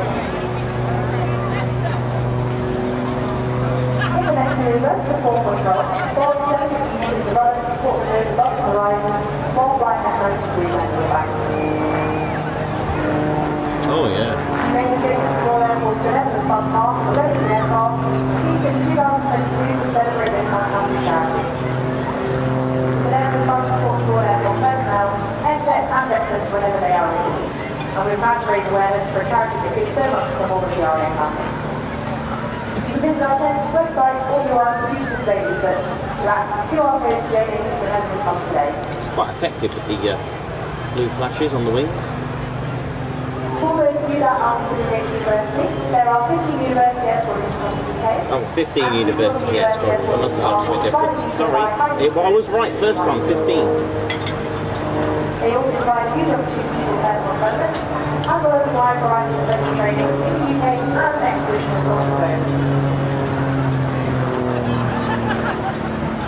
We are now in a high energy section of the display, with the Derry turn, quarter trailer and now the loop, which is a quintessential aerobatic maneuver.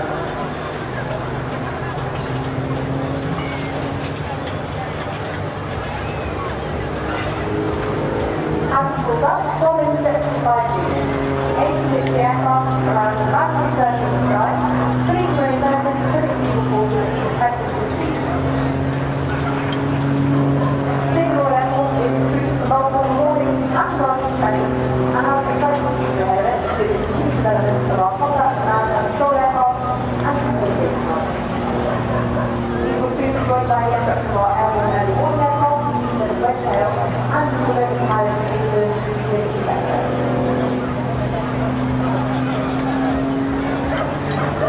The high tempo of operations continues today, with aircraft and personnel deployed around the world, operating with NATO and our other allies.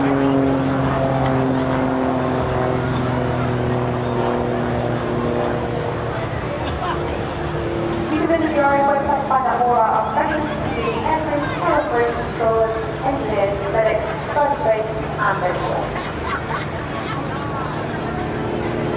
Well, we'll now enter the final section of the display with another political and horizontal. I'd like to take this moment to say a big thank you to our sponsors in the field. They are the Royal Air Force Benevolent Fund, Goodwin, and Avro, who will provide much of the merchandise that we are giving out to our staff this season.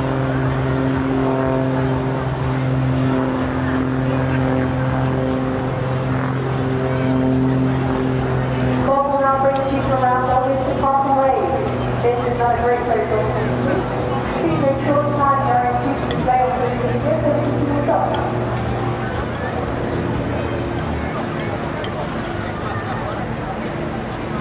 If you look carefully, you should be able to see them waving, so please give us a big wave back. A big thank you to Bournemouth Air Festival for hosting us today. Ladies and gentlemen, boys and girls, the 2024 Royal Air Force Student Display.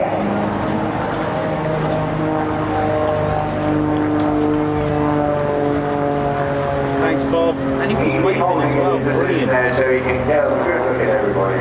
Brilliant stuff. Is that the last of Bob this year?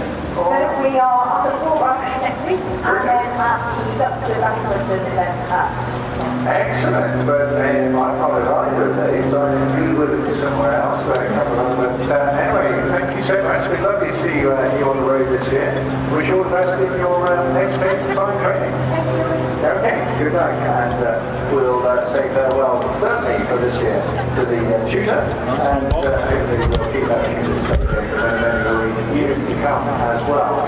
Well, we're about halfway through this first phase. We've got 3 phases of flying today. This one goes out about 3:40. Then we've got a short tea break. Then flying right up until about 5:30, and then we'll come back again at about 7:30 for the night air. And we're just hoping, we're not expecting any great change in the weather. I think it's going to stay fairly bad like this for a while, so a little bit fresher than we had over the last few days, sadly, but nonetheless still absolutely fine for flying conditions. To make the most of this, I think Andy's been on top of all the other action around the site, and things to do with see, and there's a good mile and a half of it as well. So it's a So it looks like we've got the Wingwalkers. Actually, just getting around the site. It certainly is, and it's important to remember, of course, before you arrive now, that we don't lose our children. Looks like we've got the Wingwalkers next in this. Make sure you do take advantage of our healthy kids that need to make the team. So let's see. Bless them. They've got to do. The Wingwalkers got to do this, and it's amazing. Wow. A little bit of rain coming on us at the moment.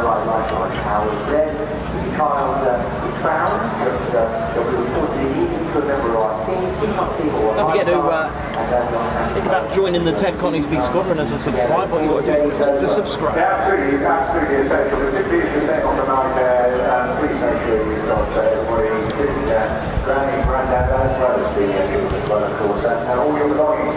And take care with all the rubbish they have as well. We want to leave the beach exactly as we found it, except the very same, which is clean. Footprints only, I know there is a sort of slogan here for it. It's an award-winning beach. It's worked on so hard throughout the year. So yeah, when you leave tonight, take the rubbish, and when you leave, just footprints, take the rubbish, and you met. Yeah, actually, I was amazed how much work they're doing. That's definitely, yeah, very well said as well. That's something we always give housekeeping at when we visit air bases. Always take your litter home with you. So, 61 subscribers to go to be hit the magic 69k. Well, it's on from in the belly. Ribbon it, It's actually cut it now. I get a work on the front. Yeah, no, it's not it. Yeah, I don't really comfy, really. I'm not a beach specialist, apart from using one. That's really because I knew there are some countries that actually, they literally bring sand in from Saudi Arabia. Yeah, absolutely. But this is happening from a Dorset. It is indeed. Dorset sand. It is indeed. And it makes the beach so wonderful. To Dorset, It's not our thing, it is our thing. It replenishes it, makes it look good for the rest of the year, and then what we enjoy time with not individual. Well, let's keep it special, and it is a real treat. So marvellous amphitheatre as well. It's just the most amazing place to run an display, and we all love working here. So keep the pressure on. Let's keep this going. And as George was saying, with the weather, slide the ends as we make the area clear for the next display taking place. So if you want to stay up to date with the schedule as it carries on, make sure you purchase one of our new days commemorative edition souvenir brochures. It really is fantastic value at £6.95. It also comes with a unique code, and if you download the Air Festival app by the App Store or Google Play, you put that unique code in and it gives you online access to the updated and current flying display schedule for the rest of this afternoon and this evening. It's also got a fantastic interactive map on there, so whether you keep saying you go to the sandbar for food or go to the hot one in for a nice blue bar, it tells you how to get there.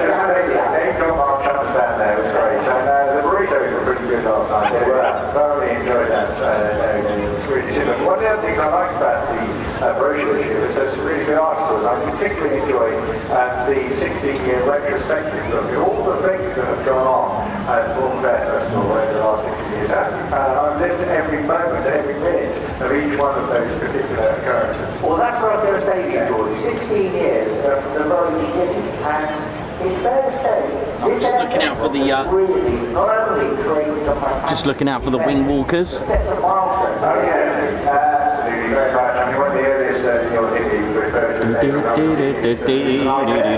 first night pyrotechnic display took place by... No, we're nearly on 1,000 likes. Thank you very much. About 160 to go. That would be awesome if we can smash that like button. If you're watching the Ted Coningsby channel, we're live here for the Bournemouth Air Festival in Dorset. And we almost lost on the smoke, but also the rain was nearly with us, so keep your eyes peeled out on the left-hand side.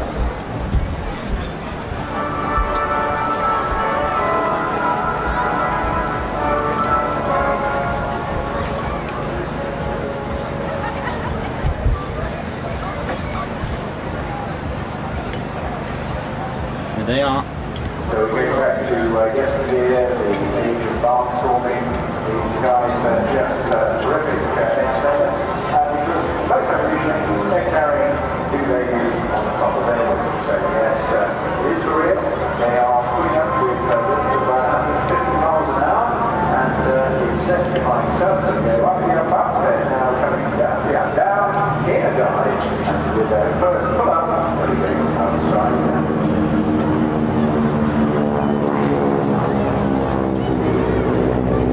Yep, there are 2 ladies on the top of these lovely biplanes. You well have seen especially in the past the crashes, the lightning, all sorts of colour schemes. It's essentially the same outfit, the Aerosuperbatics company will fly for Draken. Yes, lovely little First World War airfield.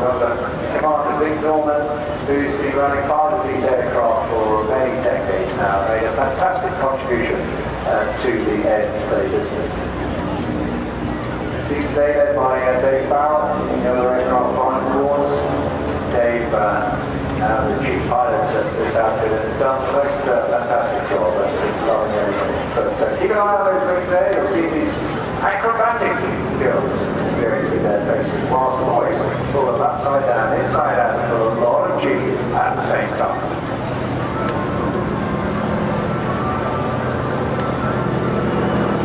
And there you see them, do give them away when they come close to the beach. They're looking down. It is hard work, and I assure you, trying to move your arms and legs around in a wind that's 140 miles an hour. Again, with all formation flying, wingman or wingman, always having to replicate the tiniest touches on the controls and being led by the cadence of the class of the leader. While they're doing that, the girls have no communications at all. They just use hand signals and intuition, basically. They choreograph their work. And the background is absolutely extraordinary. They both got stories to tell. Up on top of David is Kirsten, and she came through the circus business, just saw an advert in the paper for this, and didn't realise how competitive it is. And Emma is flying with Brian today. Emma's got an interesting background too. Yeah, you'd have thought, George, that the most exciting thing in Emma's life would be sitting on top of a wing at the Bournemouth Air Festival. So she has many hobbies, not just wing walking. She describes herself as a dressing junkie. She does kite surfing, skydiving, marathon running, and now shark head diving. There, we just caught the brain coming out from Dave, right? Yes, an extraordinary festival. And then tiny little girls as well, they have to go lots of other bodies stretched to withstand this sort of work there. You'll see them spin round, they're in a little grave there, but you'll see them spin round, they can go upside down, they can lie sideways, all those particular maneuvers you'll see during the course of the flying as well. But towards the end, they will hop out. They're still on a safety drop, thanks to, of course, the enhanced safety measures reaching over the decades. But when they first started doing this, it wasn't not these guys, but the guys out in the States at the end of the war, they had loads of airplanes, loads of pilots coming to do, and they just got to work with the flying services, barnstorming, flying in and out, in the Western States, for example, picking up passengers. And then, you know, the whole world got there, first trying to do something. They get their aircraft, they get an active office, and he got together with an extraordinary there, and they surnames there, and they kicked off the art of Wingwalkers. And we all know visiting far one day, didn't quite make it in terms of longevity. And then, of course, the regulators across the states pulled out the but it's great that this is brought alive again in the UK around 30, 40 years ago with the likes of Mary Tempered, particularly with now running this. And you can do this yourself. In fact, I'm going to sign you up. Just go to aerosuperbatics.com, or you go there, it's got an active corridor. Thanks very much, George. Well, it's sort of taking yoga to a new level, isn't it? Thank you. It's exciting stuff. The safety aircraft really strong in the forward air, upgraded 985 practically, yes, when I looked at the history of air-to-air refueling, they used to have a man come out with a jerry can mid-flight, tied up, so he didn't fall over or fall out, and refuel the biplane.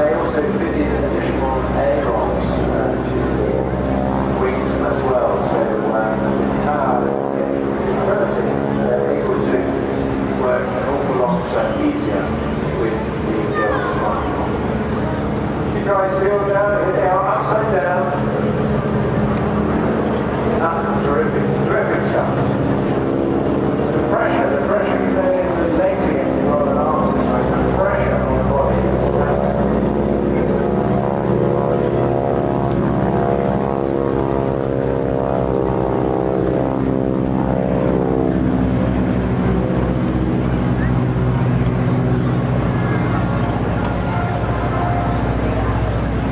stick your arm out of your car, you know, when it's a hot day, the drag that must be felt by these girls on there.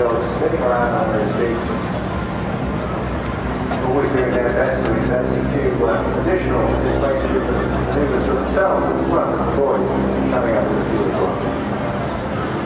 So coming on again, all the environmentally friendly of course, coming right now, another photo break opportunity.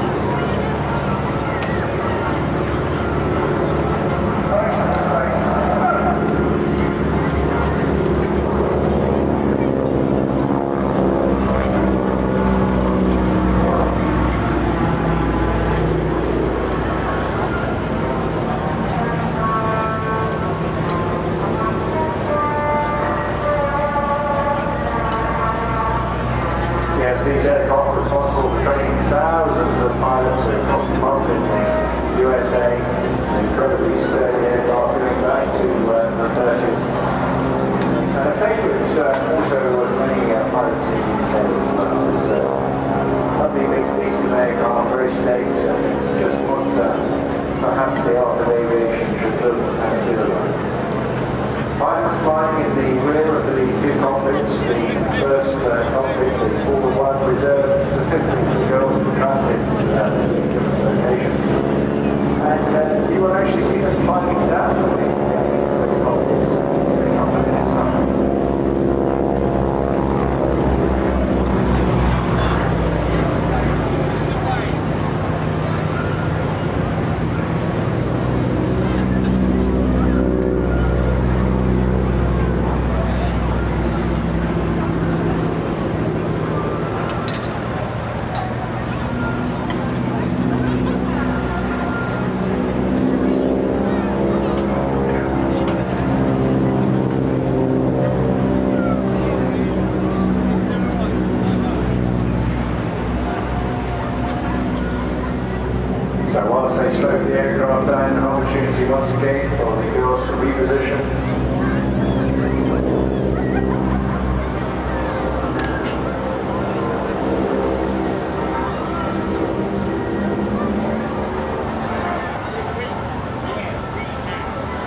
Just absolutely the best, in many ways, entertaining display for this sort of environment. It's great family fun. A really big presence in the sky as well. So here they go, the girls in their wind rider position, looking far out to sea ahead of the aircraft, just perched on the top of the wing.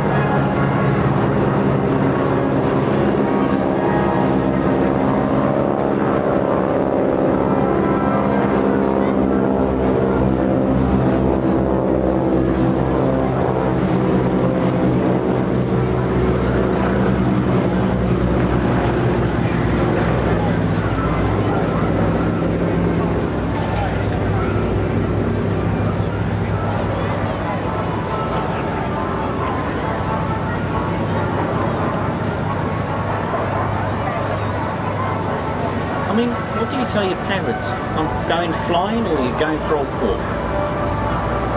Sorry mum, bebop back, just going for a walk. Where are you going? On a plane, okay. So once again, keep your eyes peeled on the movement of the girls.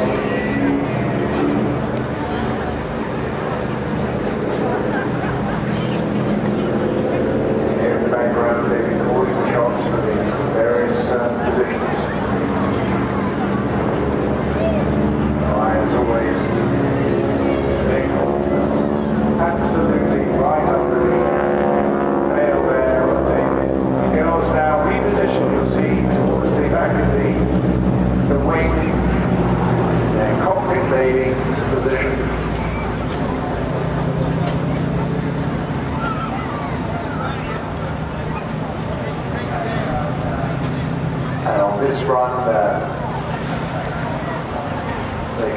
for their last pass, and the girls will be maneuvering back, standing literally on the edge of the cockpit, right in front of the pilots. Now, great opportunity, boys and girls, once they're already down there. We want some audience participation. They're coming through quite slowly. Both pilots and the girls will be giving you a great wave as they come past you, so do well. Give them the credit back. They can't hear you, but they can see you. Give them a massive Bournemouth Air Festival wave right on the beach, best you can, Mexican or any other nationality. Here they are now, literally hanging on to the strong as they stand in front, right in front, feet in front of the pilot's eyes. Amazing, Aerosuperbatics Wingwalkers.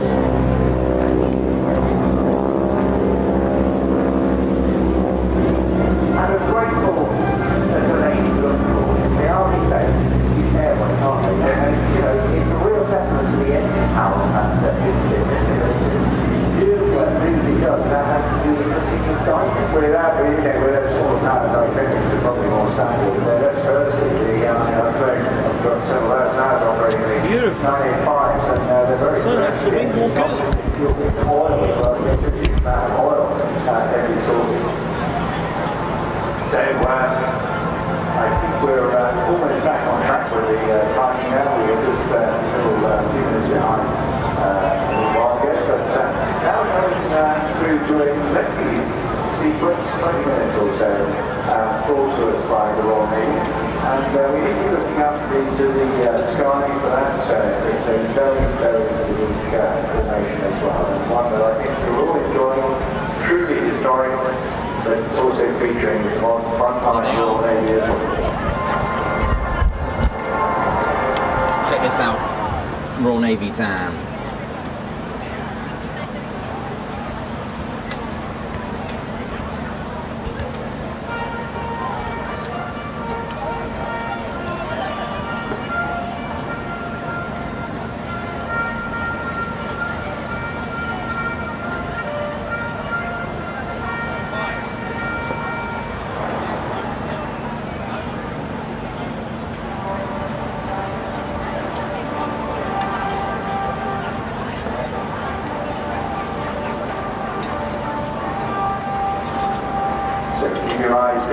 To the right-hand side, you'll see one of the most precious, remarkable, and historic aircraft. Look at this. So we got on the outside, we got the two Wildcats. This aircraft types, both fixed and rotary wing. Leading the way, the biplane, the Swordfish, and just behind that, the Wasp. Helicopter. Amazing. The Toronto formation. What an amazing formation this is. Look at this.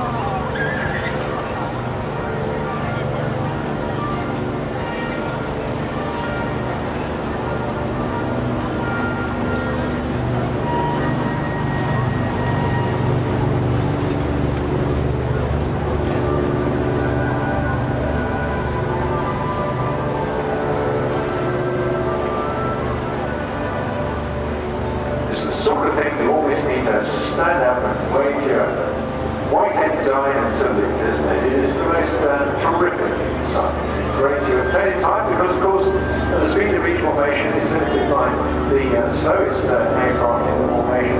Actually, the others are all rotary, like maybe close to the Swordfish, the venerable Swordfish, sitting right at the heart of the Royal Navy's heritage, leading this formation, celebrating in many ways not all the achievements of the Swordfish, but of course, 80th anniversary strikes as well.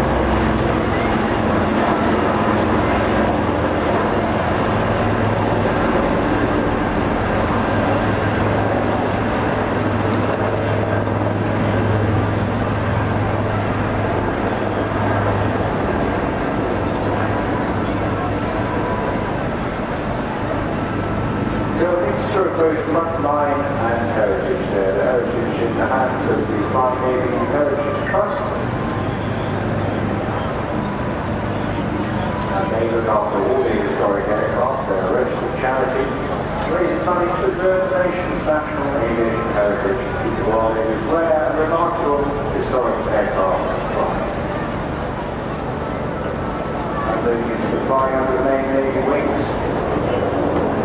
They've done the most tremendous job in rebuilding the flight since the departure of support. Financial support, that is, of course, from the nursery itself that's in most historic flights.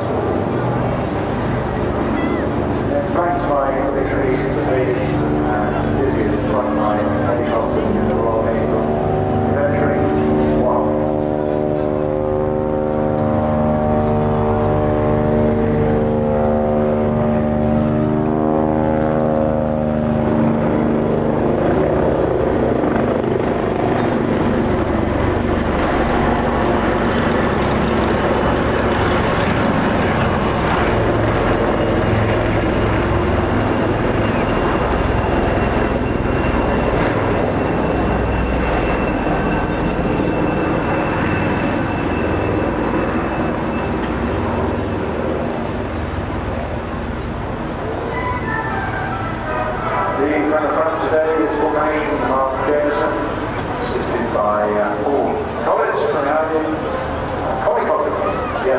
The Wasp being flown by today.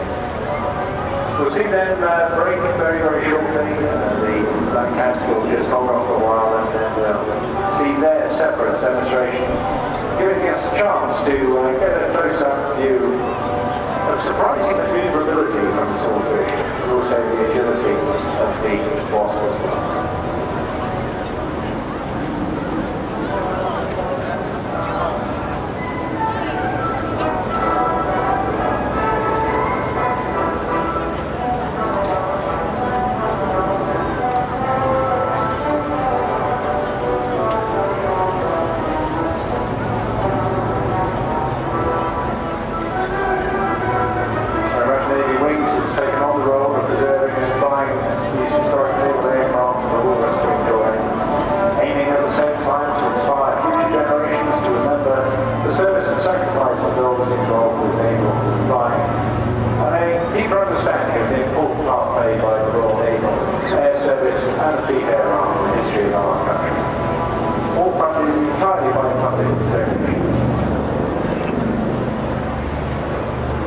Impressive collection of valuable aircraft, including jet aircraft as well. We'll just pause for a moment and wait for the break. We'll be forward very shortly. Bye-bye.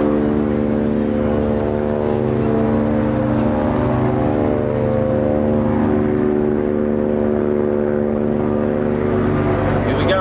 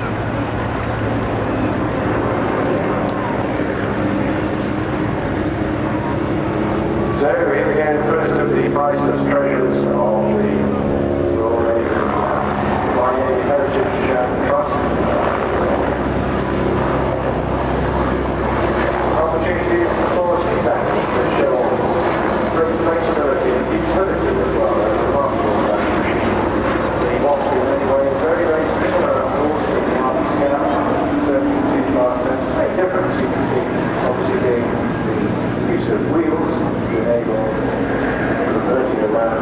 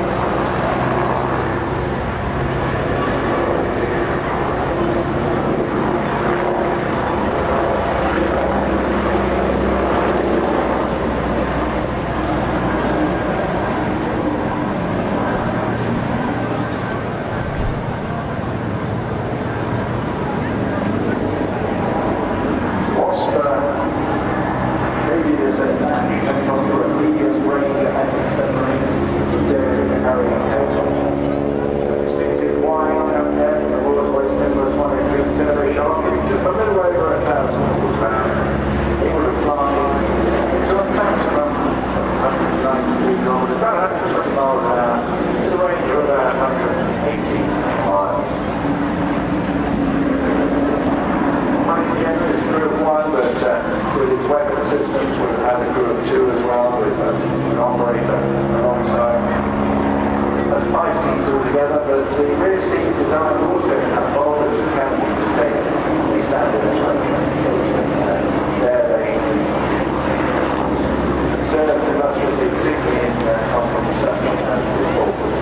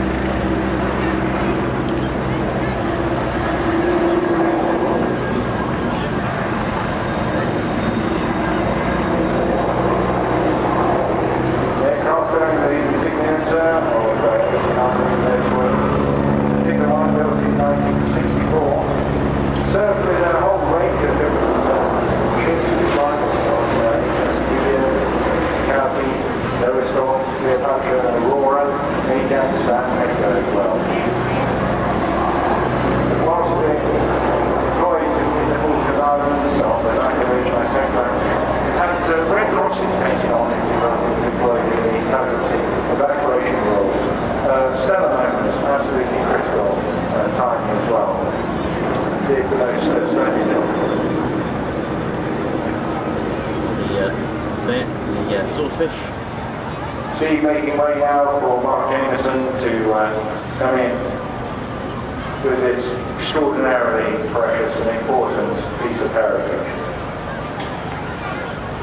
Swordfish, wonderful to see it back on the road. We've seen a lot of it this year. Really impressive aircraft. And maybe so, but hugely capable.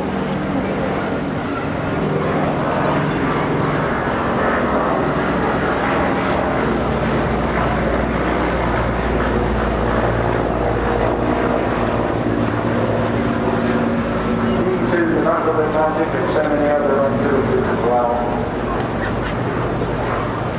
In 1939 and 1945, the Swordfish saw active service of boats on the shore in every theatre of the war between the Atlantic and the Indian Ocean, the Equator and the Arctic Circle. It was the Atlantic that the federal iconic biplane proved himself as one of the greatest aircraft in the history of naval air warfare. After defeating two boats dramatically stepped on board losses.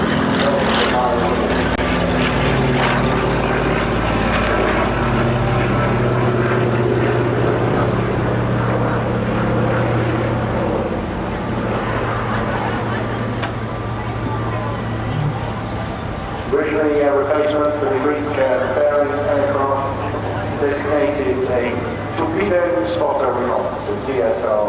One initially, and with a redesign and the massive Pegasus engine on the front there, first flew the TSR-2 in 1934, taken into Royal Navy service in 1936 as the Swordfish Mark I. This the only remaining Mark I flying in the world.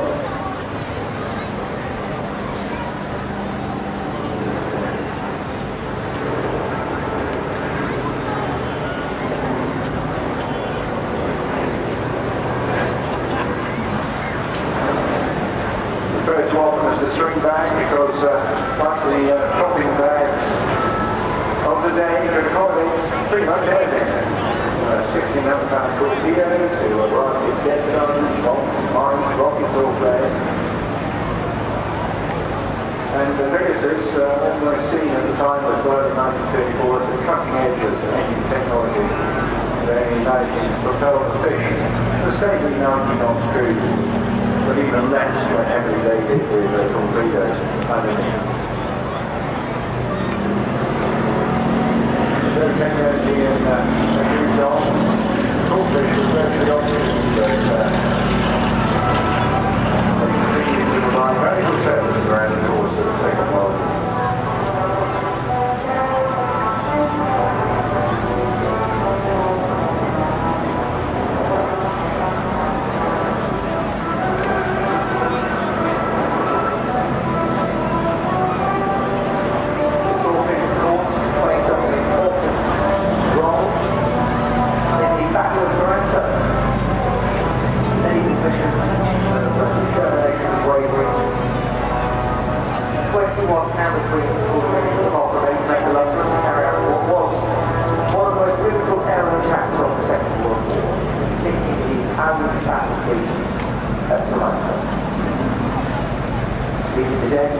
Radio pilots without navigation lights to avoid detection.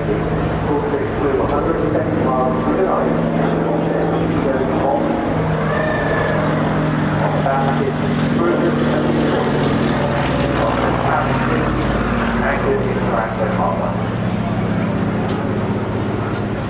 As the first wave of Swordfish began their approach to the southwest, the flare carriers lit up the Italian ships, signaling the torpedo bombers to dive into the storm of ferocious anti-aircraft fire.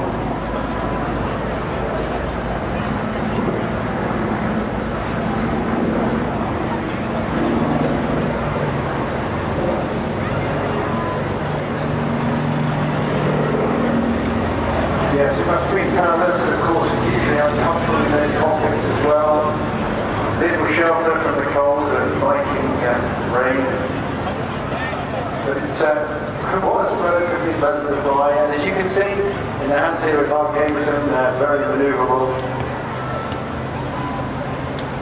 And that was that manoeuvrability that probably protected them in many ways, because it's very, very difficult for Navy gunners to offset this sort of aircraft. Very often with modern missiles, of course, it's relatively straightforward to engage enemy fighter aircraft, but coming back really, really slowly now. You can imagine what it must have been like, literally the flap going off around you, and staying steady on course to get that all-important torpedo on and ready towards the target.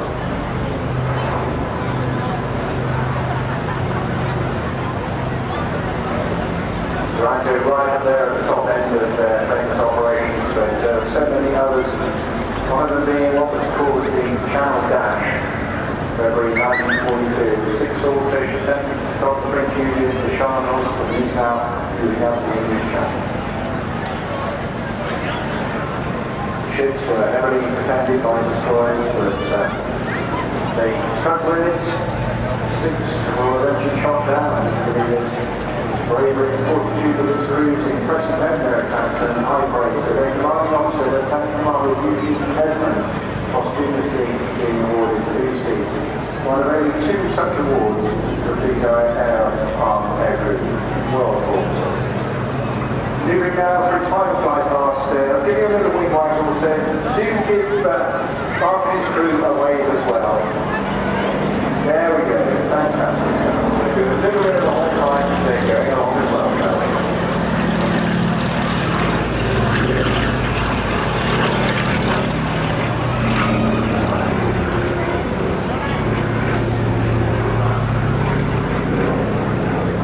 Stunning aircraft, just so impressive. Really making us true aviation heritage and courage and endeavour as well. May we see many, many more hours of opportunity with that particular aircraft. Fantastic stuff. Well, keep your eyes out for that side now, because we're going from 30s and 40s to modern frontline capability of today's Royal Navy, at least in terms of shipboard helicopters, and to the backcats.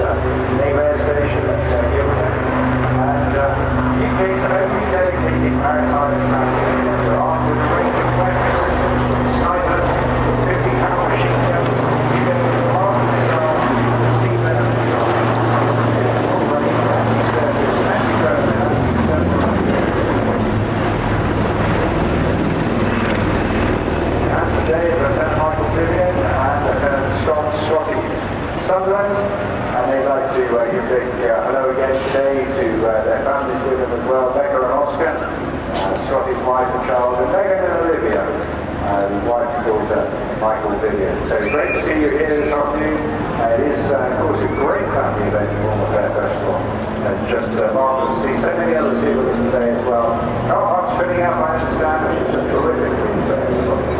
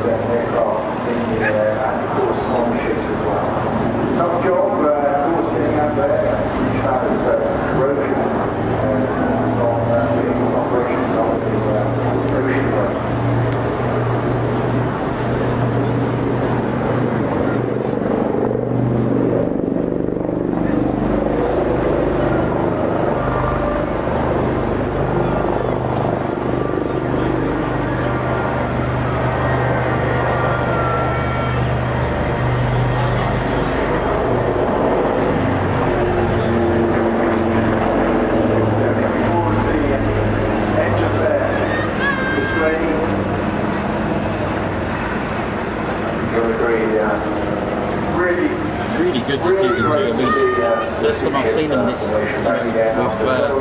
two. Previous years it was just the one. You're watching the Ted Coningsby channel live here at Bournemouth. How we doing? All good. Another great opportunity. We come to the end of phase one of flying here this afternoon. And do give them also a say. Come right up to you now.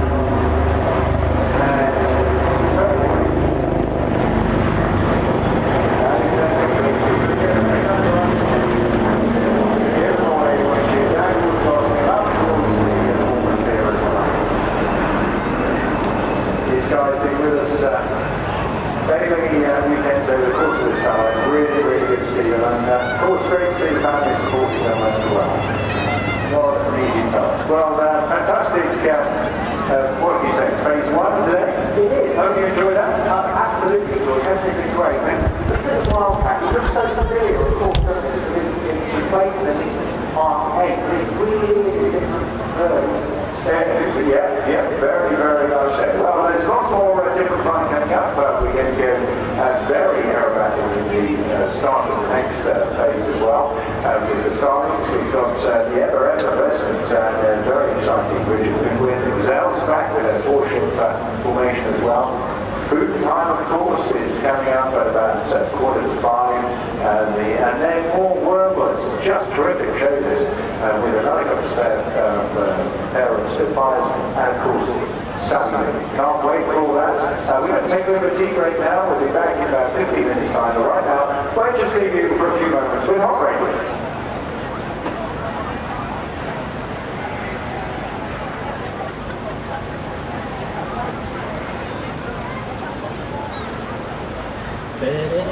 Well, that was a great first half.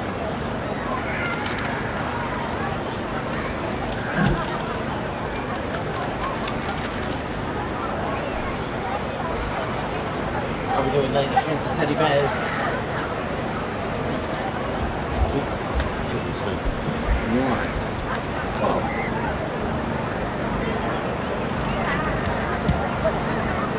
What a great start to so there's be a 15-minute break or thereabouts. How we doing, ladies, gents and teddy bears? Hope we're all good and enjoying the Bournemouth Air Festival. What do you think so far? It's pretty good. I do love the Wildcat. It's been some great flying considering the conditions. It's clearing up a little bit, although it's going to be grey or at least overcast, but this is actually quite good. I actually quite like the lighting. It's really good. How we doing? How we're feeling? Hope we're good. Yeah, I'll go over it a little bit. There we go. Yeah, hope we're all good, ladies, gents and teddy bears. So, right, Ted, where are you, mate? Let's catch up on everything we're supposed to be going on, because when it comes to air shows, I'm not really on the chats very much. So let's see who we got on, and let's have a look, see how we're all doing, how we're feeling. Oh, we're all good. Let's have a look. So yeah, what a great first half. So there's a little break at the moment, so we're gonna just go and have something to drink quickly. Lots of water, recharge the batteries, that kind of thing. Let's have a look, see what we got.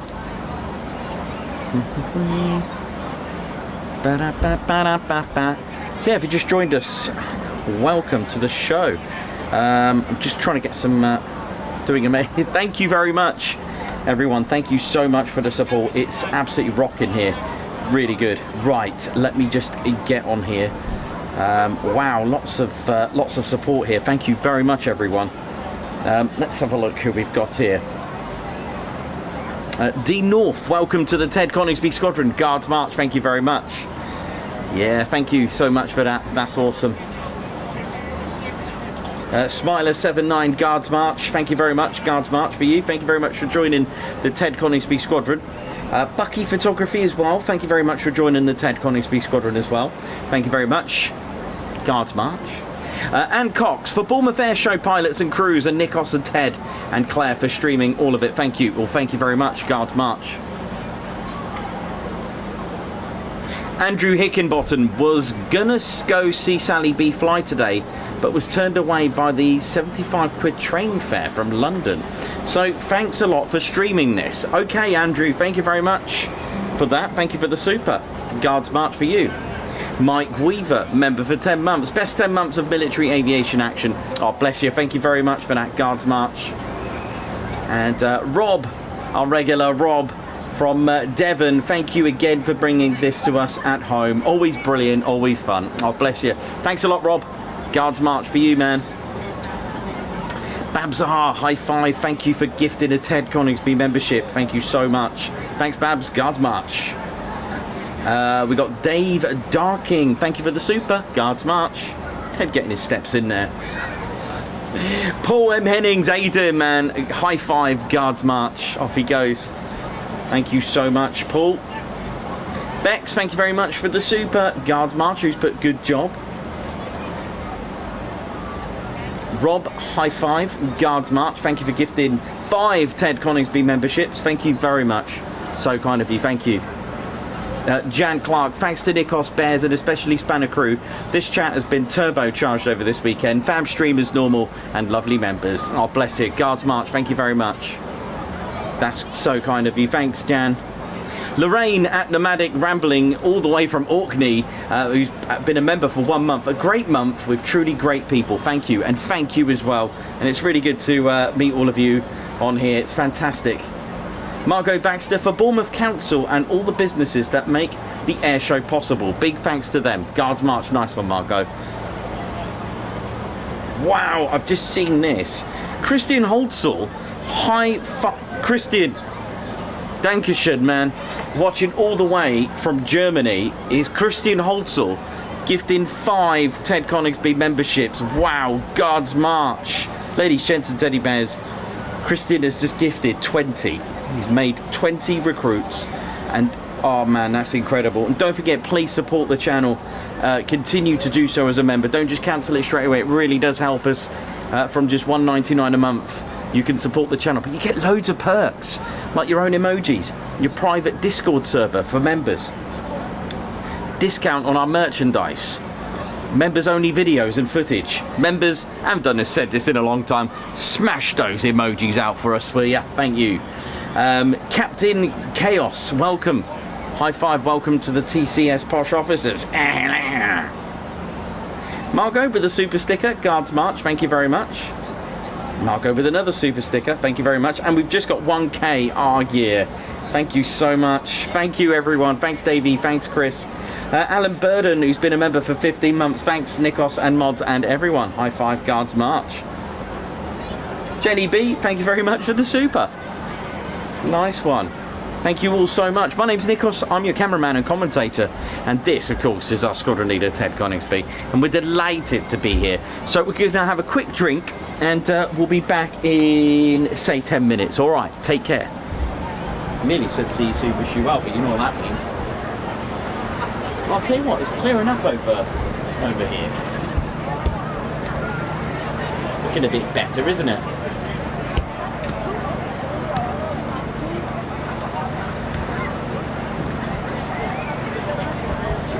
Right, see you in a bit.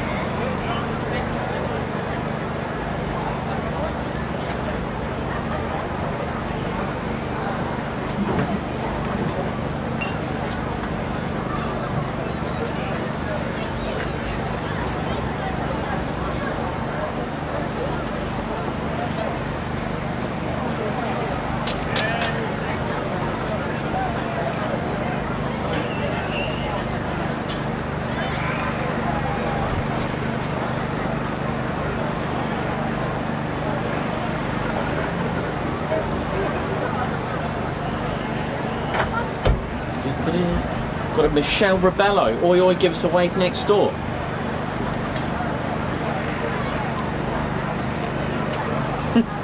Oi, oi, Michelle. I'm waving. Who's next door?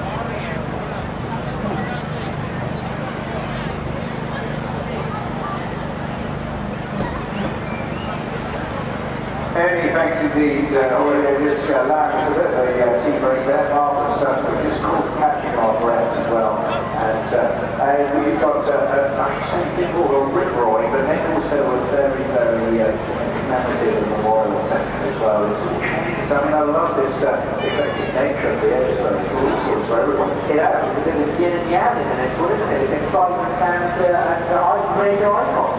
It's loads to do around the site, of course. Our Air Festival will start very, very shortly. Of course, we can see our road, remember. The Smugglers Golf is all day today and tomorrow as well. 2 for 1 on 32nd Golf Field down there. Smugglers Cove meaning golf. And remember, of course, lots of places to get food or refreshments to. So one sandbar, there's 3 the cocktail bar, that's how we eat with big man. We have concept meeting the good day bar down in the lower garden. Our Marino Pizza in Zone 2 down there, of course, Zone 6 well. So the sweet big man, the coaching service, you can't miss them all, too many there, but it's great coaching on the street. Yes, indeed. And the reason just to give you a brief now, so coming into the evening section, I know it sounds a little bit early, but we'll be finishing up this next phase 2 at about 5:25, thereabouts. And then just to prep for the evening. Of course, there's nothing over the gap. First of all, make sure you're going to get something to eat, drink, and everything else here to certainly keep the whole family happy. But the evening activities, the go-outs, my lunch, will go ahead. Absolutely. Right on stage down there, you have the other uckers, performance till 5:15. From 6 o'clock tonight, and at 7 tonight, it's great to take you around for our night air action. It's a bit of soul hole on the lower garden set, so loads of our taking in the lower garden. And the Marines in action as well? Yeah, I mean, unarmed combat, we say this every year, unarmed combat with the Royal Marines. Don't do it. I mean, they might not have weapons, but I thought it's brutal. their muscles are the way to be. Yeah, I mean, I've watched it a few times. It's absolutely brutal. There's no play there. It's not like those wrestlers on the television, where it's all choreographed. This is, things really happening there. So, 20 past 6, yes, for the unarmed combat, that's right. And then the beat recruits, the Royal Marines band, of course, all his managers now. They all switched allegiances to beat recruit at 6:45, yeah, 4:07. That'll give you time then to amble back for the night area, which starts tonight at 7:30. And I'm really pleased because last night was such a fantastic night there. And we said, well, really a Spitfire. And tonight, we're opening with a Spitfire. I'm just absolutely delighted. Okay, well, we're just once again now resetting all the safety parameters, both on the sea and in the air, to ensure that everything is ready to go. In just a couple of minutes, and we'll get the action back in the air.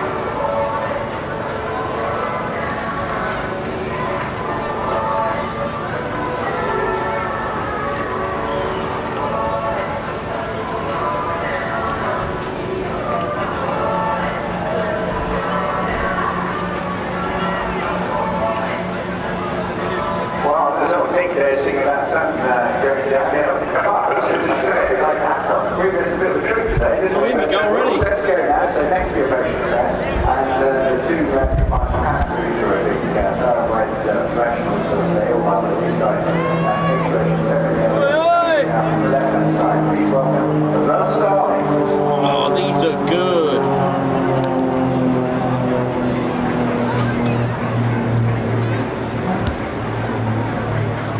These are absolutely fantastic. fantastic. You're going to love this. These Welcome back. two stars got together in 2021. They were familiar to many of us on the Airspace circuit, as they've got a great pedigree, many years apart in several different ways, but they can very former British aerobatic champions, Tom themselves and Michael Viggen in these really super aerobatic aircraft, the extra engine, and it is just a terrific machine too. Ideal for performing their high octane close formation aerobatics, including gyroscopic tumbles as well. Both pilots got a combined aerobatic experience of over 50 years in airshows and competitions all over the world. Over 50 years combined experience. And with a global star. Yes! You're going to love this.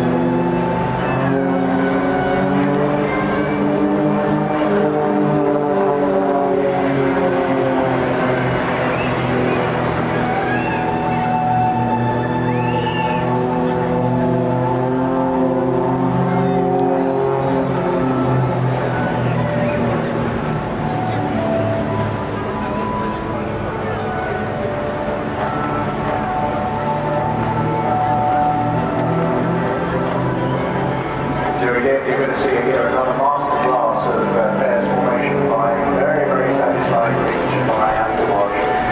These two guys right at the top of the tree.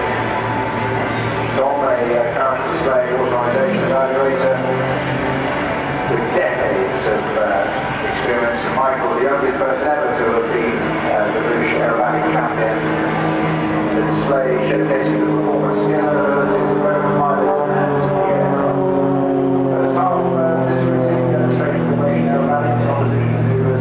Providing some really good photographic opportunities as well. Flying the latest design from Germany and with water extra factory, the extra Mk. Capable of unlimited aerobatics, always in excess of 420 degrees per second, and 423 degrees per second. That's amazing. Not many people can handle that.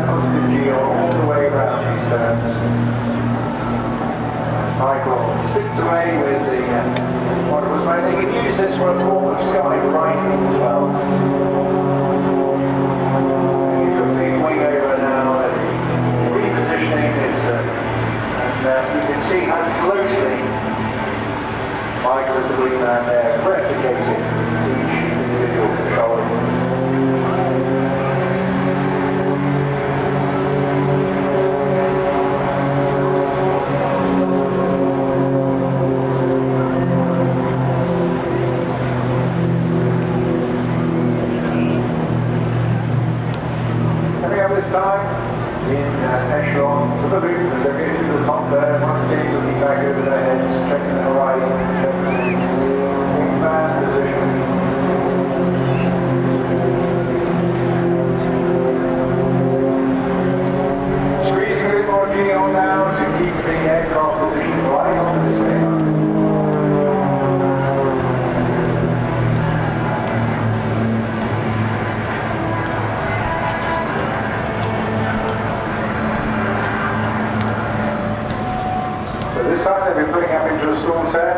gain.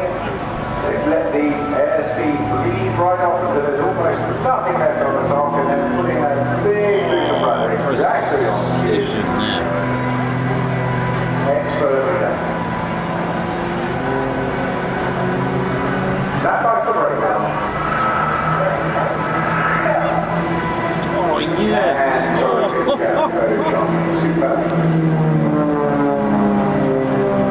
So this is the place where we get a few opposition passes.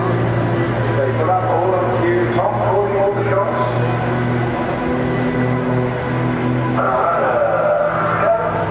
Here's the input. That's how they manage to match their performance and movements in the sky.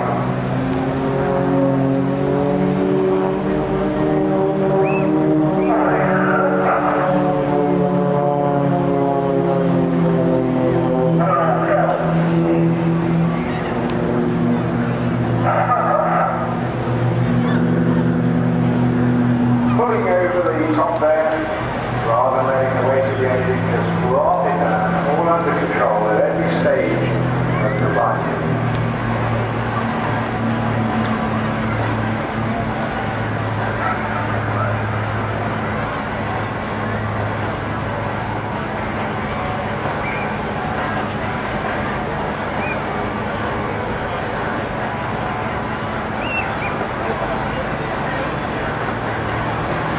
Tom Ging's PPL back in 1983, spent a bit of time in the army, flying around in some other different interesting military types of course, but now through the last 4 decades, accumulating well over 7,000 hours, which is not a lot of flying on small aircraft. Spent a bit of time parachuting up in precision flying the army for some years. Now, performing the Starlings task.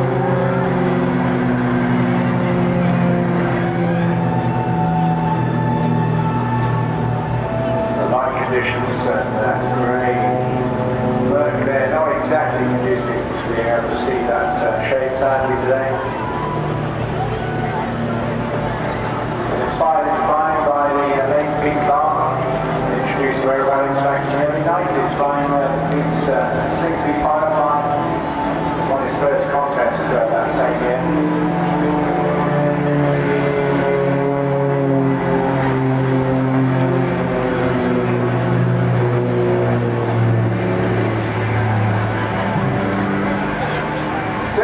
Just putting the gap there whilst Tom really almost sitting it down, using that height to add to the speed, to increase energy to perform the next series of scintillating maneuvers. Going up, up, up, up, up, up, up. Twisting, turning, and now you're probably off the top. Holding it there. Definitely run out of airspeed. Oh yes, letting it. Literally come over, tail over that engine.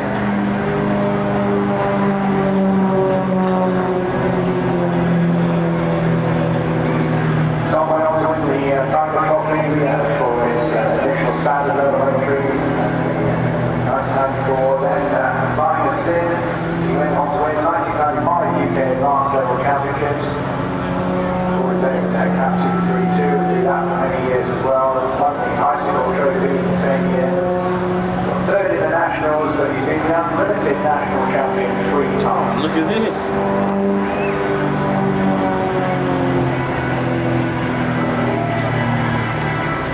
And you can see why. That's wonderfully dexterous stuff there. Looking out of control, but I can assure you it certainly isn't.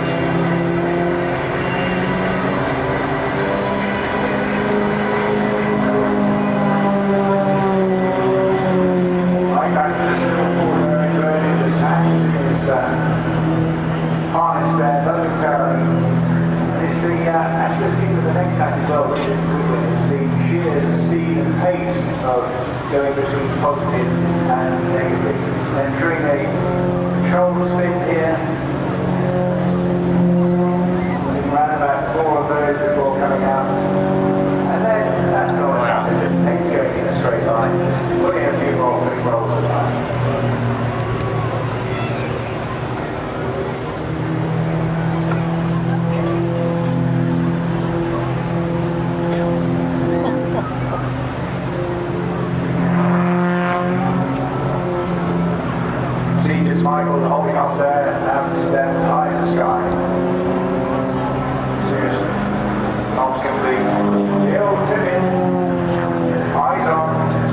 dropping.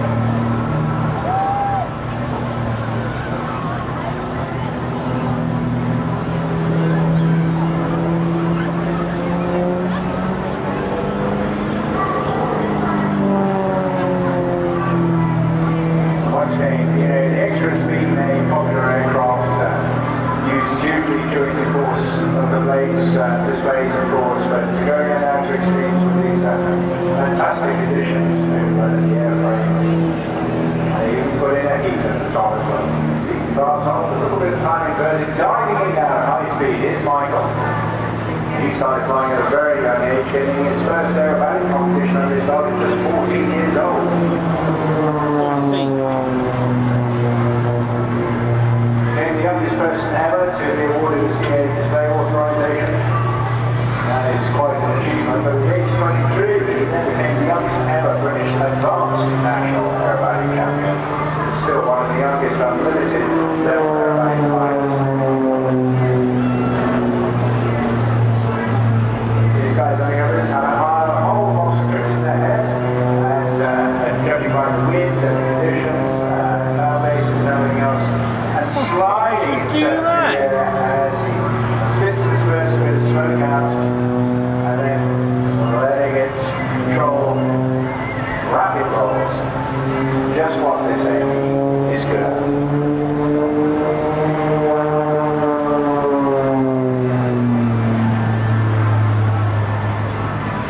Michael's performed all over the world as both a solo flying pilots and part of a formation. Equally passionate about vintage flying as well. Having got a lot of his early flying under his belt in a book at Goodwin. Also loves to fly as a Spitfire. He's not flying, of course, other gliders or airliners, being an active commercial pilot on the Boeing 75s and 767 series of aircraft. Not sure if you want to charter flight with this guy, right? Please fasten your seatbelts and your harness packs as well.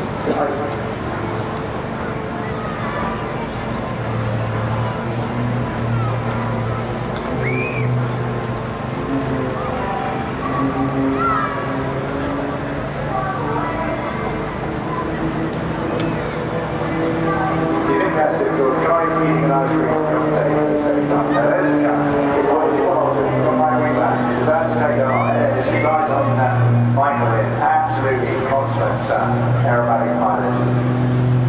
Just a real pleasure to watch him.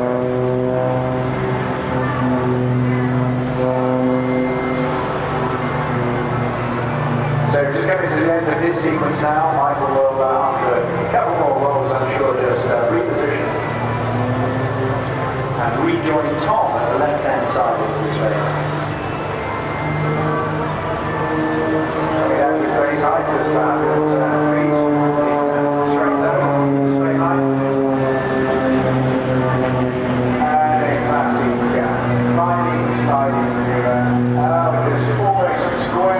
I mean, it's not less right, it's like less slide. Brilliant. Absolutely brilliant, that. Brilliant stuff indeed. So he's going off now. Now it's another little unique manoeuvre. Where Tom will call him in on the radio, and then whilst repositioning, Tom will go inverted, and Michael will tap his aircraft right up the tail of Tom's aircraft. Great thing to watch.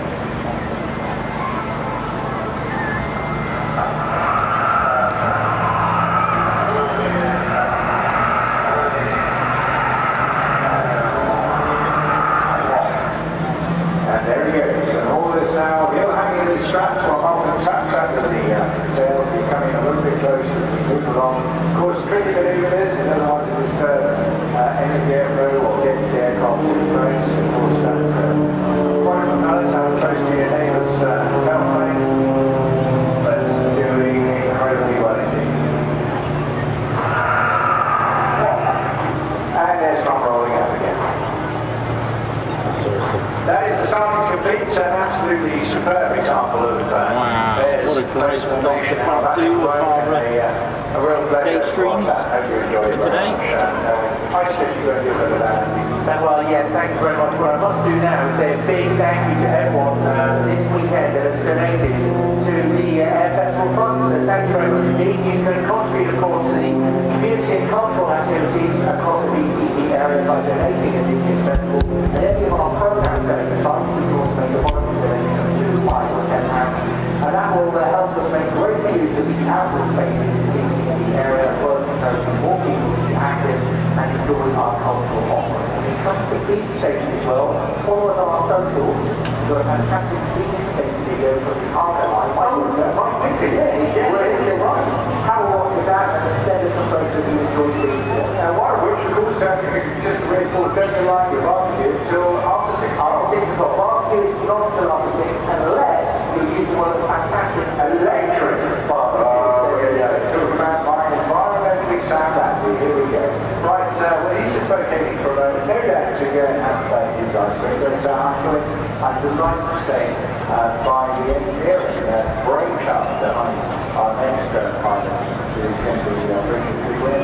Yeah, okay, so from one extreme to the other, here he is. And of course, this is all about controlled aerobatics, but in a rather exceptional aircraft. So you've heard of this special, probably. They were very famous in team formations in Britain in the 60s and 70s. And I mean, look at this. Very, very heavily modified. It's Richard Goodwin, the gents.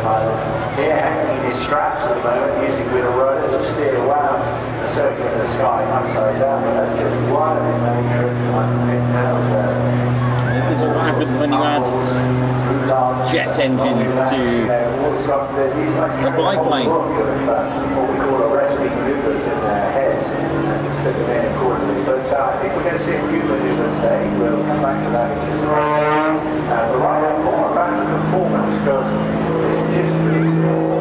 Tell us a bit more about it.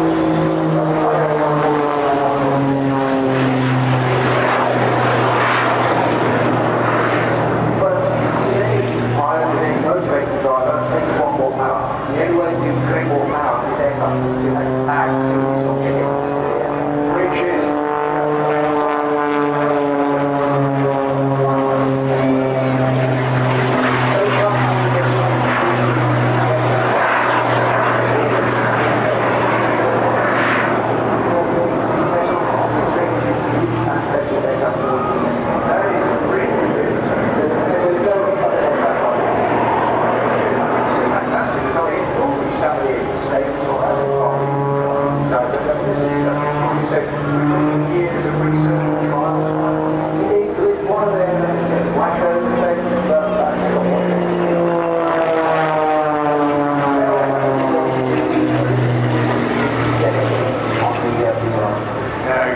That's fantastic. Now, give us the power. Start with the piston.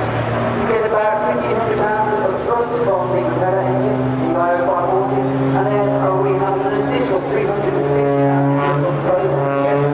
So it's a total of about 800 pounds of thrust.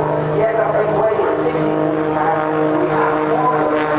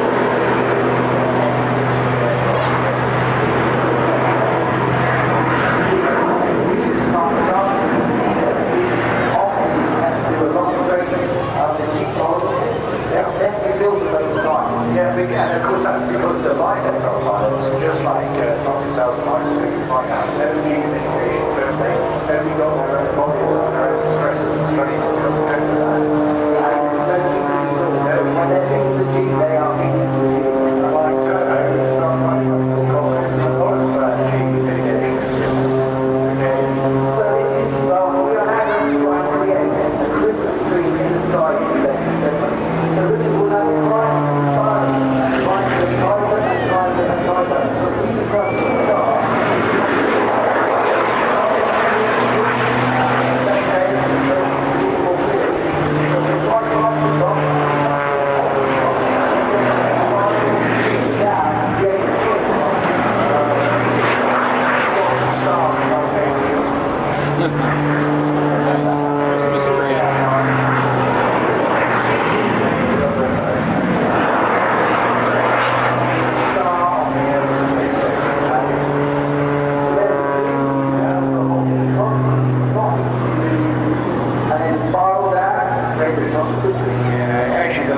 There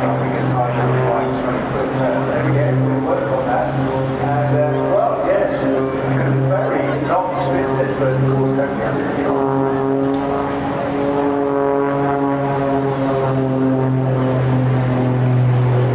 Well, it's an advanced Christmas present. I noticed all the hotels are advertising their Christmas special and Swedish aviation.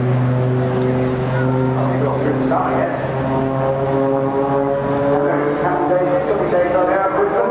Not going to go there, let's keep focused on this exceptional birds hanging in the straps there. This one.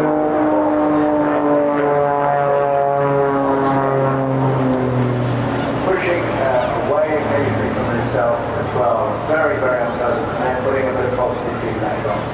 But now the aircraft is already a lot lighter. So the next harmonic manoeuvre, if you reach the aircraft with a complete halt, the actual rotation of the propeller acts against the fuselage. And with no airspeed over the wing, there is no way of stopping the wing rotating in opposite direction to the propeller. If the aircraft is not a helicopter, it has no tail. You will see the aircraft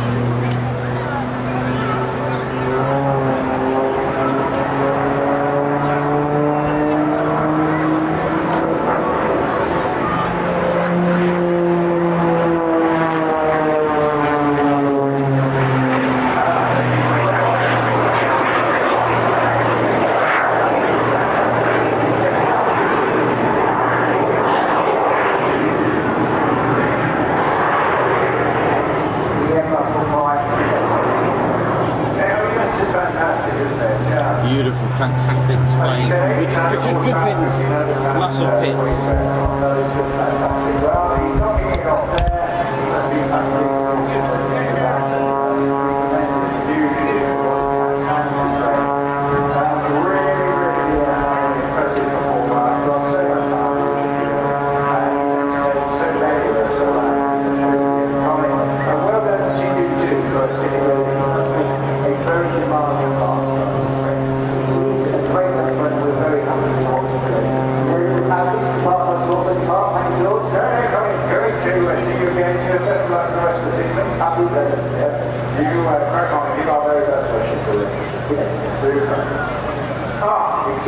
Exhausting watching. It's fantastic. It's just so steady back. So I've been up to the hangar a couple of times and seen him working there.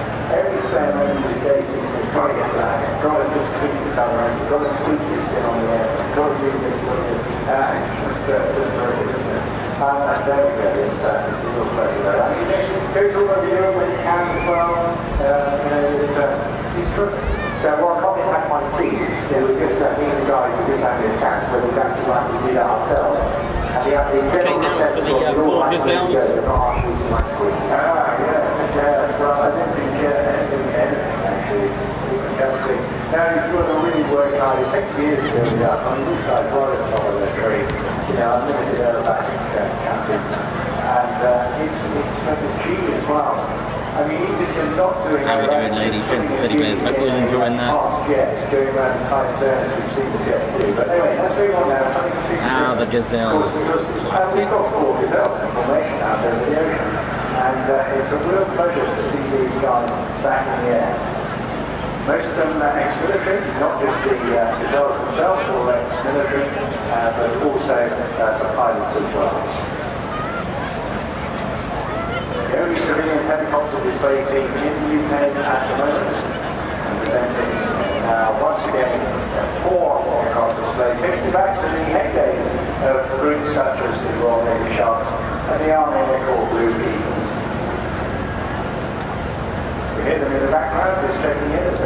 we'll check into the various maneuvers very shortly. But the helicopter is essentially designed by Aerosuperbatics Wingwalkers out of France back in the late 1960s. There we are for the first break.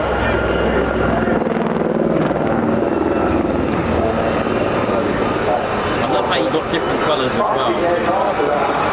Make it a little bit different. I like that. Otherwise, the crew in the front very comfortable, great visibility, and a really sporty machine as well. Use non-peak services, pilot training, passenger observation, light transport, reconnaissance, and in the case of the shop, in particular, was used as an air observation base, and that was the art of direct artillery fire onto the enemy's positions.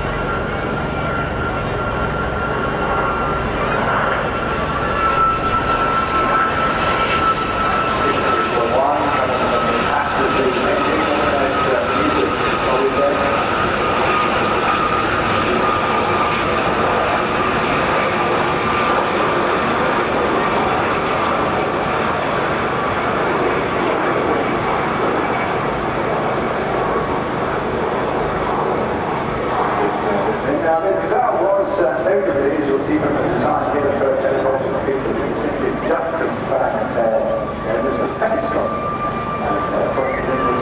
Amongst you will recognise that as soon as derivative from the French word window, which is an air. So the cruise speed about 160 miles an hour, the maximum speed of 193, still holds the record for the past 56 years.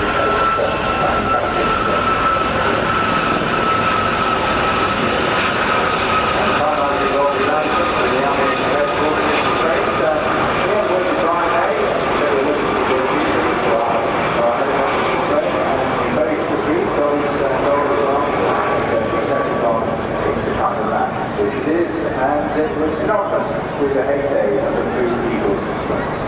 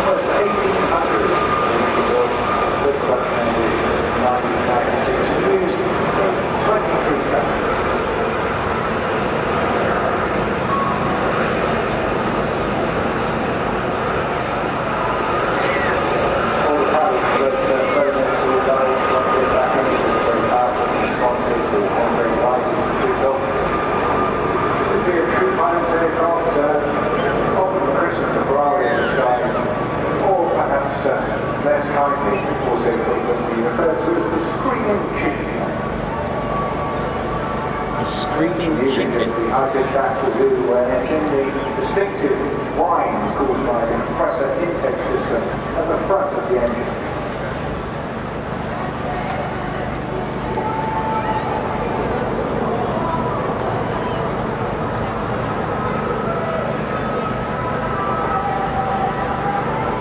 Lovely scenery. And landscape. Look at this. Beautiful shot actually. I like this. Today is Ted Reggie. He's exploring pilot, traveled the world, and also his operations deployments. The tightly affected cold, and that's how we ended up doing pilot. Having completed the course back in 1994. On operations around the world. And before breaking off here, aviation or anti-aircraft days I have there was the order to see the aircraft, typified the blue aircraft, number 2 in Coningsby with the red white for Airshow aircraft, and then for Saab in the white and grey VIP Gazelle. 2000 Tim was selected to fly with the Blue Eagles, and we were all chatting together last night and saying, time to just speak a bit of music again. He said, so let's get it on. We'll do each other years again. Let's get right back to where we started. Thanks to Brian May once again. Both Tim and Aerosuperbatics were involved with operations on the Alport Peninsula in March 2003, the largest amphibious operation in recent times. Tim himself qualified as a QF a number of years, teaching flying to military students as well, or 3 services.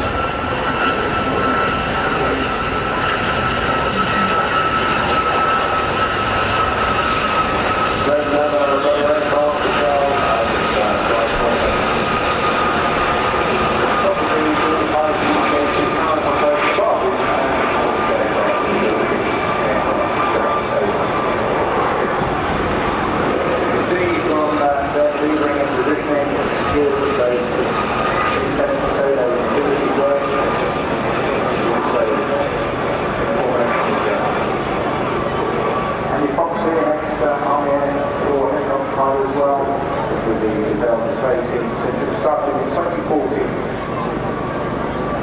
Ladies and gentlemen, welcome to the Ted Coningsby channel. We're live here at Bournemouth Air Festival. Welcome, thanks for tuning in. Don't forget to hit the like and do subscribe. We're very close to celebrating 69,000 subscribers.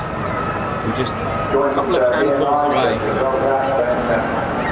Moved to British Airways in 2012, continuing to fly the A320 series on short-haul flights around Europe. We're also flying the Airbus 318 as well, from London City this year. That's right. Very cool site, the one in Grey, as I mentioned, and he also behind me 27 years in the Royal Marines before becoming a commercial helicopter in the VIP and corporate sector. Plenty of operational work there as a seeking, search and rescue commander, QHI, and also coordinating the British Forces operation in Afghanistan as the aviation mission commander. So again, coming towards the tail part of their display now, back in Draken formation.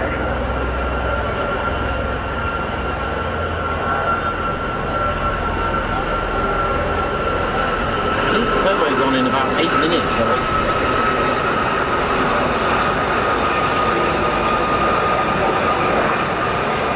And the light is great.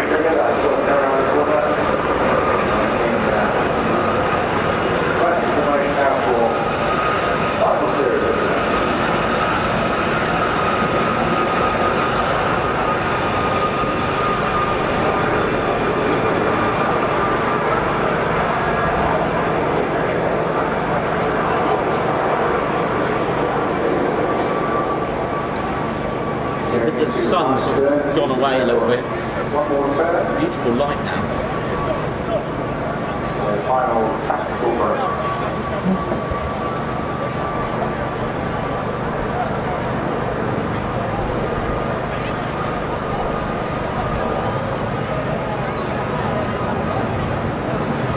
I can hear turbo. I can hear some sort of foonage.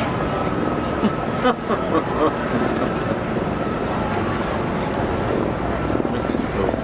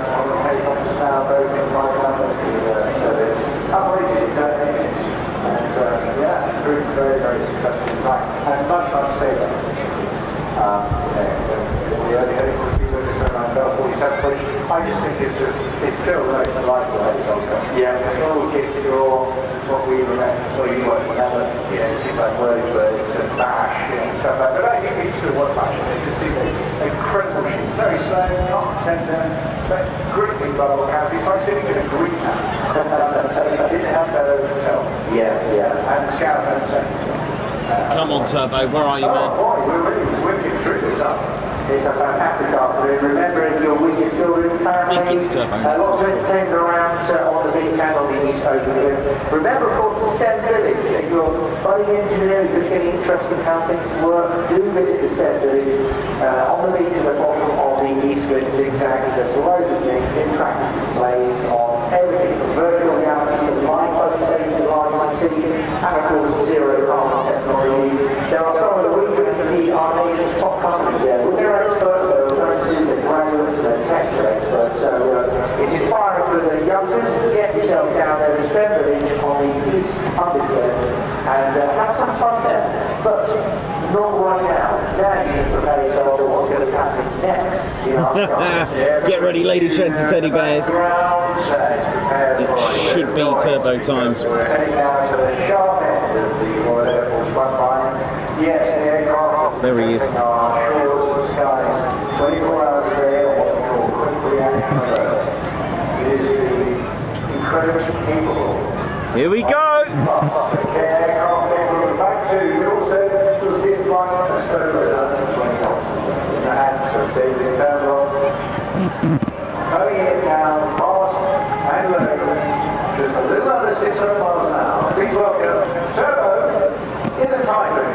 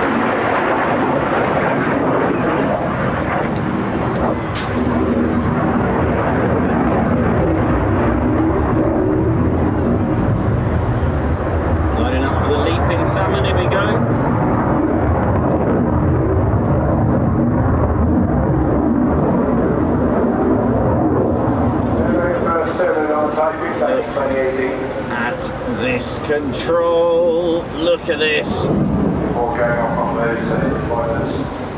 Let me just show you what he's Now, doing. Look at this. Monday to Friday preparing pilots to operate the aircraft in its full swing mode capability. But as I mentioned, you track back, this is an aircraft capable of flying twice the speed of sound, 59 miles an hour. It is in the most extraordinary slow speed configuration, what we call a high output.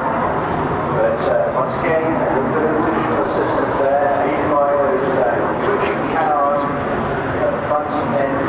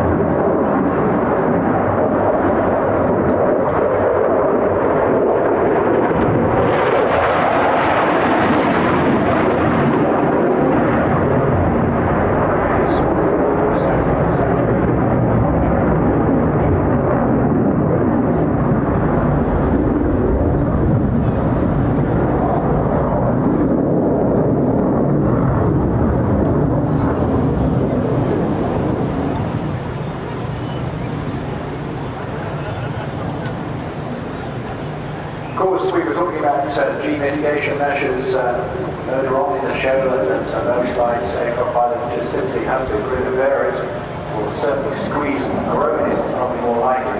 Here on board, though, of course, Turbo has a whole range of measures from his chest downwards.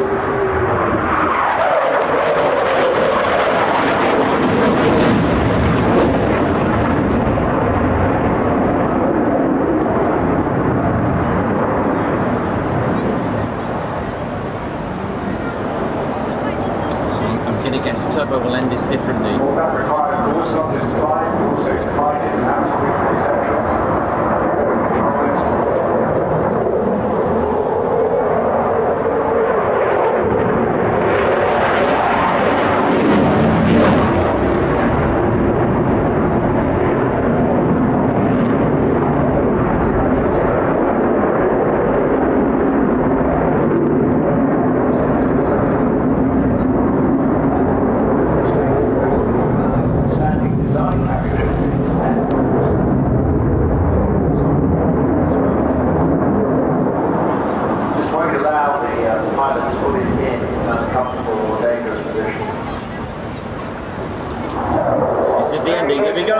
Turbo.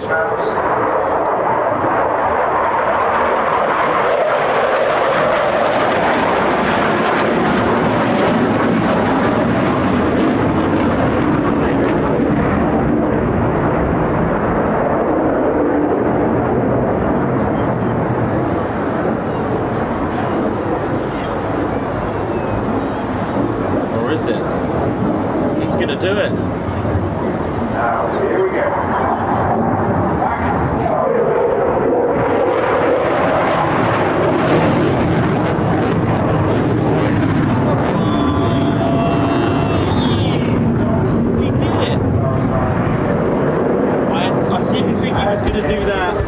This cloud base ceiling height. Woo! really get the thrill of bringing up the tailpipe of 14,000 pounds. Really different. Phenomenal machine. Very good, isn't it? The cruise speed of nearly 1,040 miles an hour. So from RAS Rockingham down to Nice one, man. Thanks, Devo. or 12 hours. Still here. Still here. At least there's no potholes in the sky in the group. Well, from the sublime to back to the gents guild, and relatively modest but absolutely historic contribution, not just from Rolls-Royce, but from the aircraft designers of Supermodern as well. That's our way very, very shortly. And that will be followed by the conclusion to the third phase today, with the magnificent return of the B-17 Prime Fortress Sally Viggen, coming all the way across from Goodwin. Wonderful. Then the way after that, we'll take a break of just a couple of hours so you can enjoy the rest of the show, all the attractions that are up and down the beach as well, up here as well, on the East as well, restaurants and all the trades available for you to enjoy before we prepare for our third night there. Absolutely the most magnificent couple of days. But keep your eyes out to the right hand side now, and welcome, please, the Berlin formation from Rolls-Royce.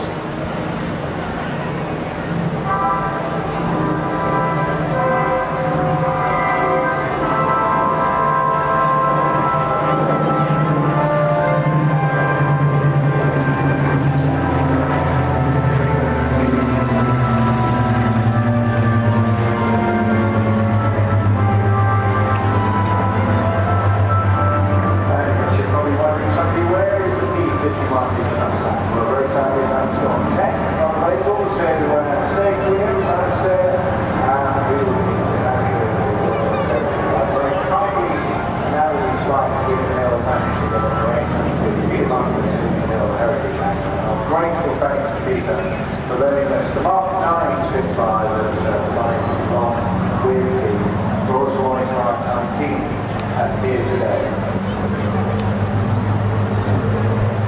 Rolls-Royce avidly committed not just to commemorating their history without a converting engine, but of course the entire heritage of the aircraft in which their engines flew, including that of the Mark 19 and the Griffin.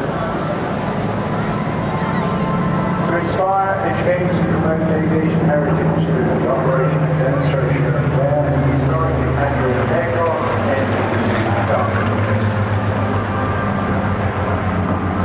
Whilst this is such a pleasure to see from the air, down on the beach there's the entire STEM village, and that is supported again by Rolls-Royce's own STEM feature exhibit as well. Striking the pathway to modern technology and sustainability through seeing science, technology, engineering, arts and mathematics. But also media visits and commercial activity, also doing here today. And underpinning all that as well, telling the story of commemorating those who fought for their country.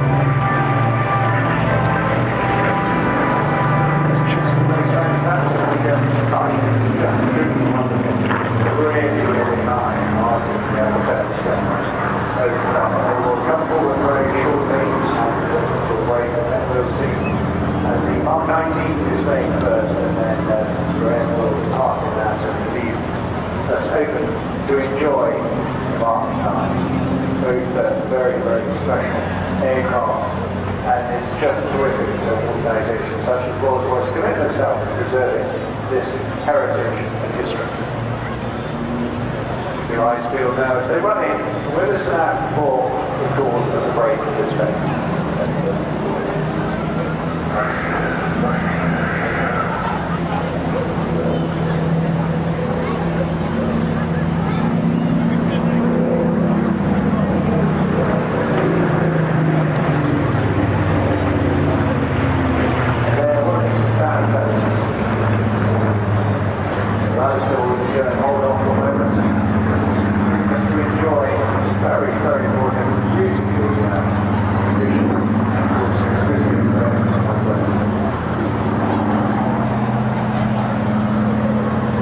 Yes, this beautiful Spitfire Mk PS853, an unarmed high-altitude reconnaissance aircraft, one of just a batch of 79 built at Tutor in Lancaster.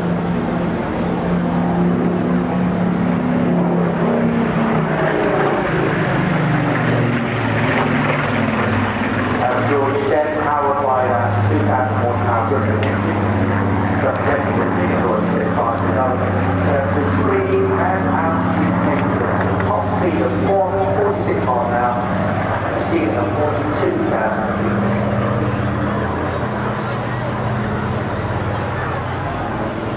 Delivered to the RAF on the 13th of January 1945, before moving to Belgium and Holland. PS853 was engaged in active service with the 16th Squadron up until the end of the war.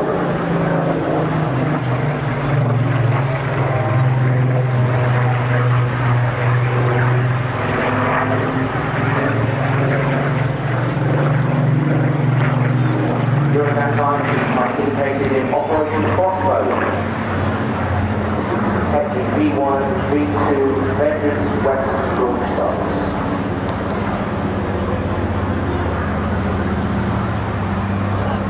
He remained with duty in Germany until 1946 and then returned to the UK and placed in storage.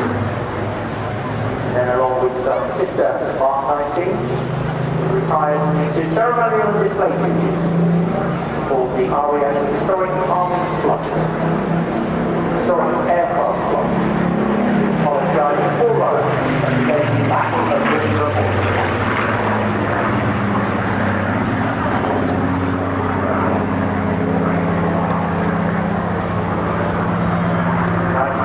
Rolls-Royce bought the PS853 to replace their original Rolls-Royce Spitfire, which had been destroyed in a crash in 1992.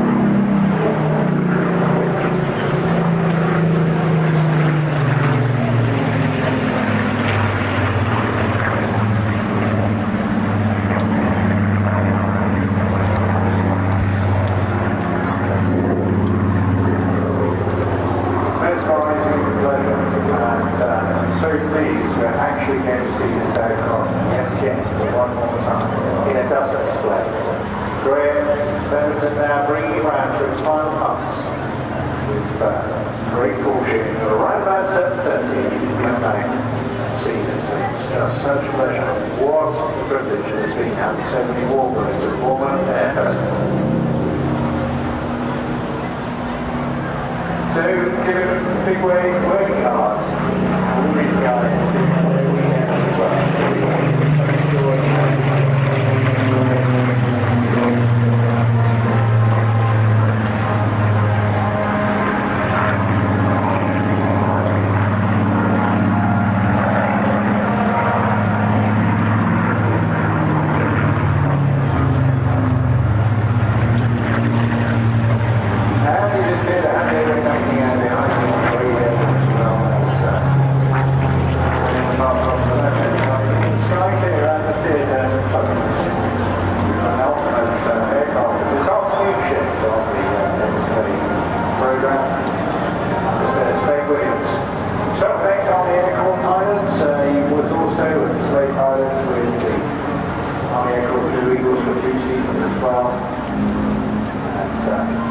Spent a bit of time in commercial work, moved in Rolls-Royce Gulfstream for many years, and now doing absolutely the ideal job managing the heritage fund for Rolls-Royce. This particular aircraft unique in many ways because it's mentioned a lot of Rolls-Royce, but still telling that same story. This particular Mark 9, born in 1944, built at the Super Marine Works at Castle Bromwich in West Midlands. First of all went off to 39 Maintenance Unit in December of that year. Wearing co-letters, Hotel Foxtrot enjoyed 103, flying 3, the Gold Coast Squadron at Gibraltar, that's just between Landover and Winchester. In June 1945, armed at the time for the current BFC Squadron converted to Typhoon Mk Spitfire Mk.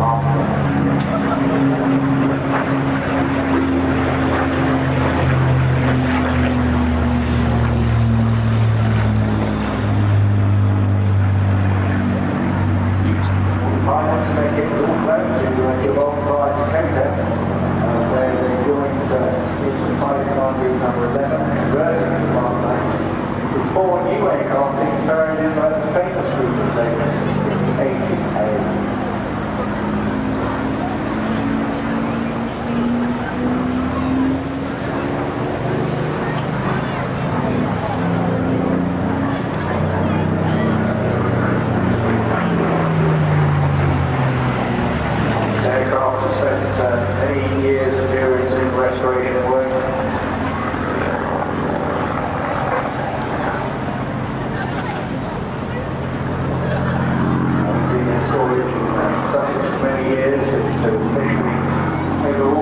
Refurbished by airframe assemblies in Sandown.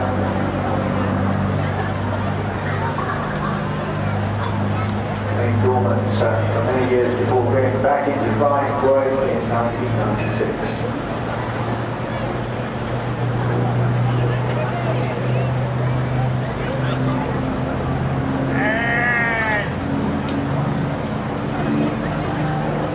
Also in the hands of Steve Atkins, well-known explorer, supporter of vintage aircraft back in the 90s. After another restoration, 234 Squadron color schemes back in 2005 in Duxford. It was big based in Viggen Hill Heritage Hangar, Viggen Hill Aerosuperbatics in Kent. Of course, a famous fighter base as well. Been there since 2011 and has to be a time, and our great thanks once again to Goodwin for loading us Mark 9 for the course of this weekend.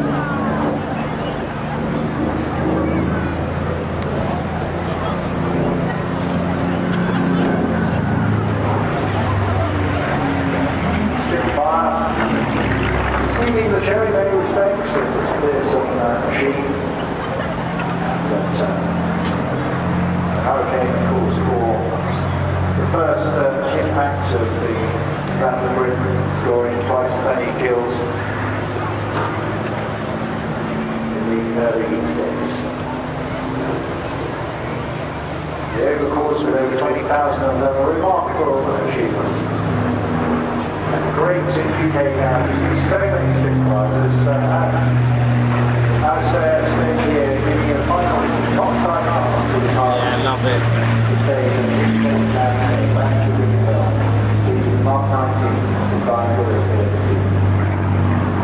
Another topside pass, right. Something on the right saying. Yes, all the pilots very gentle handling as well throughout the course of the all those flights, and of course they're incredibly valuable machines, and we all want to keep them going for many, many years as possible. Well, just one more to go, and of course it's very special treat for us as well.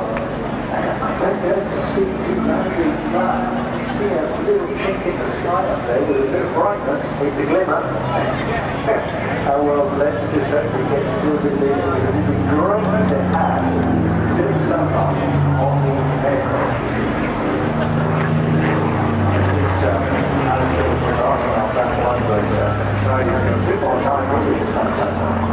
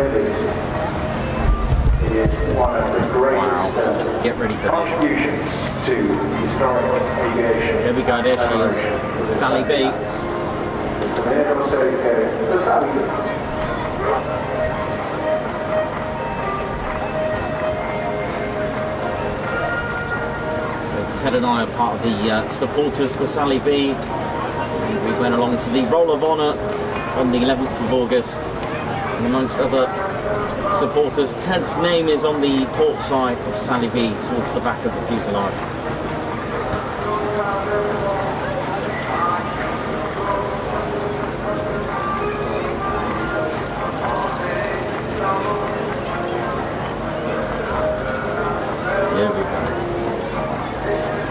First entered operational service with the RAF with 214 and 90 Squadron. It's known as the Boeing Fortress Mark 1 and the Boeing Fortress Mark 2.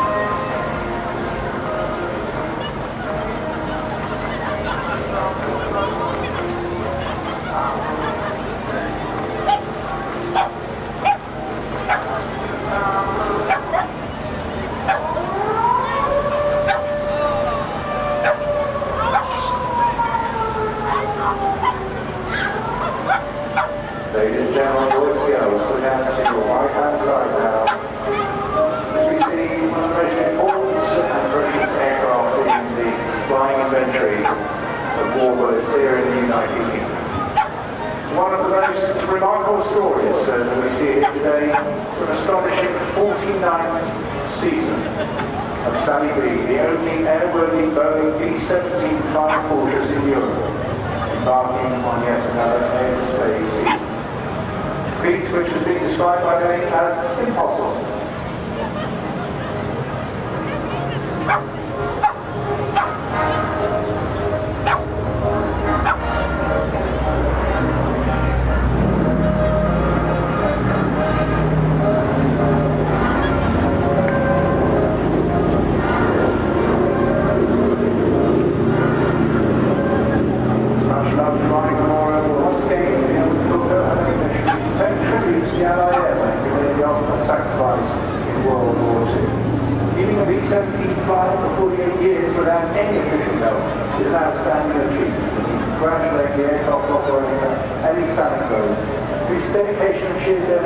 Determination has kept this unique four-ended vintage aircraft flying for almost 5 decades. It's of course incredible milestone was not being reached without help and support of a dedicated team of volunteers, aided by the aircraft's many thousands of loyal members. There's of course vast amounts of money required to do this. To keep this in the air for so long is absolutely staggering. When you can, please make a donation to the Sally B Hill by the aircraft's charity, sallyb.org.uk.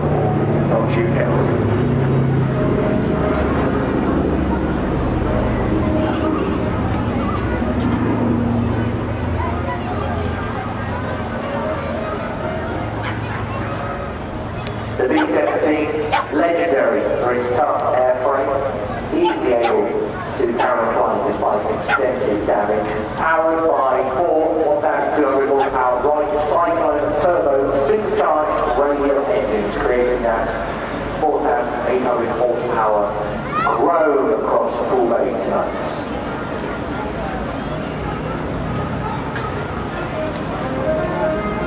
Top speed of 287 miles an hour and a range of 2,000 miles.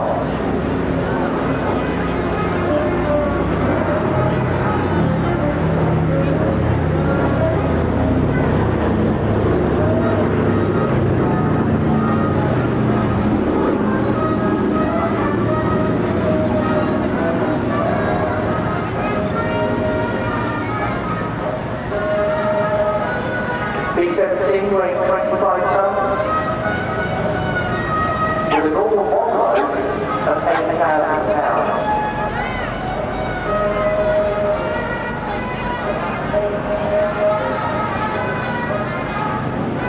As she comes back round again, look closely, you see there are 8 gun positions with a total of 13 M2 Lancaster machine guns covering absolutely everything.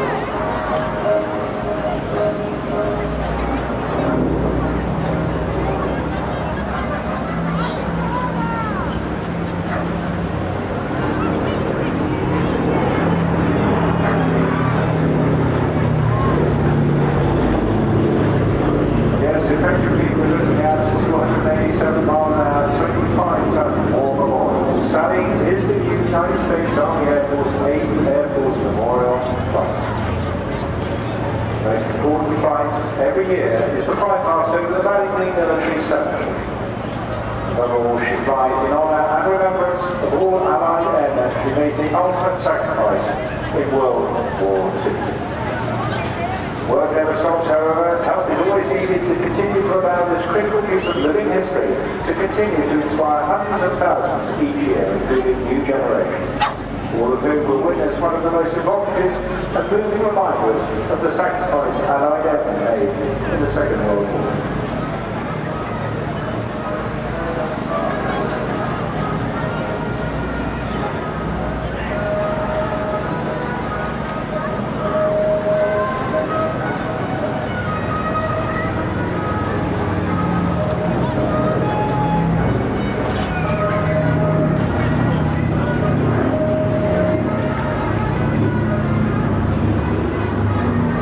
This particular B-17 built in Burbank, California, just behind the Hollywood sign above Los Angeles, delivered to the United States Air Force in June 1946. 45. Initially used as a training aircraft, and then served as a mapping aircraft in France. Been to a film star as well in Wingy again, filmed in 1981. WB remains in regular demand for filming on these, as there is no other flying B-17 in Europe. Most famously, of course, we mentioned the relationship today with the Memphis Belle and Sally B's stage name, the undisputed star of the David Mk. They still carry those Sally B Memphis Belle markings with the red dress, because Memphis Belle had two different colour dresses either side, blue and the red. Experts in this aircraft, long association with it.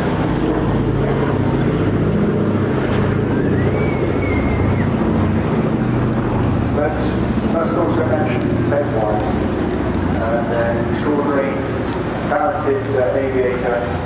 Aboard this aircraft to UK in 1975, putting it onto the G registered service along with his partner Sally B to serve as this memorial. Named Sally B by Ted on behalf of his partner Eddie Sally. The single yellow and black nose cowl on his head.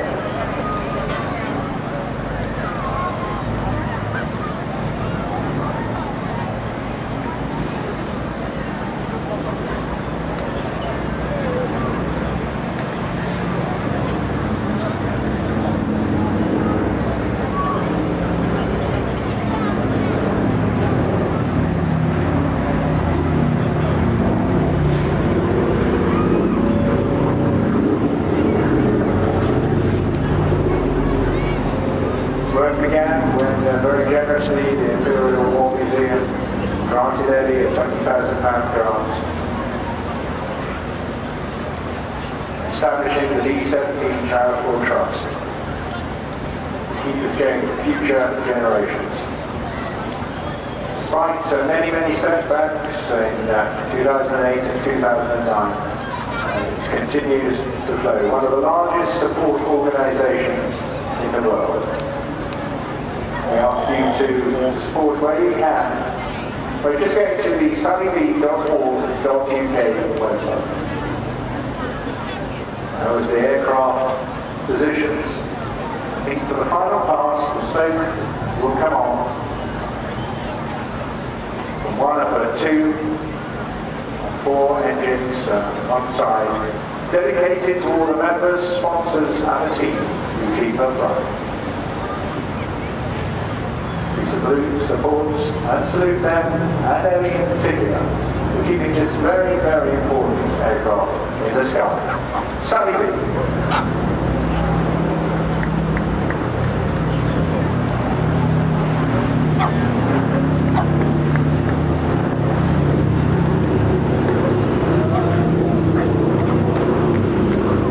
Absolutely beautiful, and I'm proud to say Ted and I are supporters. Continue to do so.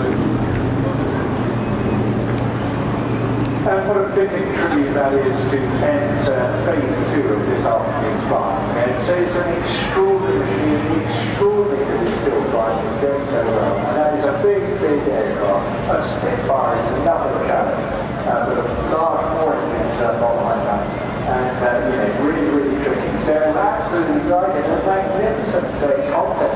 I hope you all enjoyed this afternoon. It's been very interesting, certainly really precious water in the course of one afternoon flight, particularly here at the Bournemouth Air Festival. Fantastic stuff indeed. And we hope very much you will join us later on. Of course, we're going to take a break now, right, to about 7:25, and we'll be back on and review through this night there. But again, there's a notice on what is available. Again, it's a very quick recap of that, because not just the trailer, it's all along the route, but a bit of action as well around the town. Absolutely. Of course, you have all the trailers on the east cliff, you have all the trailers in Liverpool down on the beach as well. But down in the lower gardens, taking place right now, we have lots of local acts on stage on the bandstand there, live music. At 6:20, we have the Royal Olympic on our compact, which you can go and have a look at. And then at 1:30,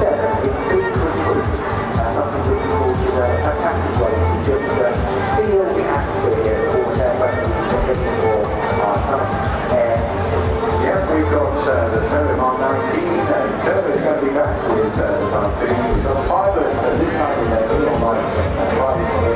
day, Beats already, haven't we? Will be flying the fighting time. And also I just heard that the Red Devils are keeping all their options open and still hopeful of flying the season as well. So lots to look forward to. We'll take it up right now and leave you in the same hands for the next hour with Top Racing.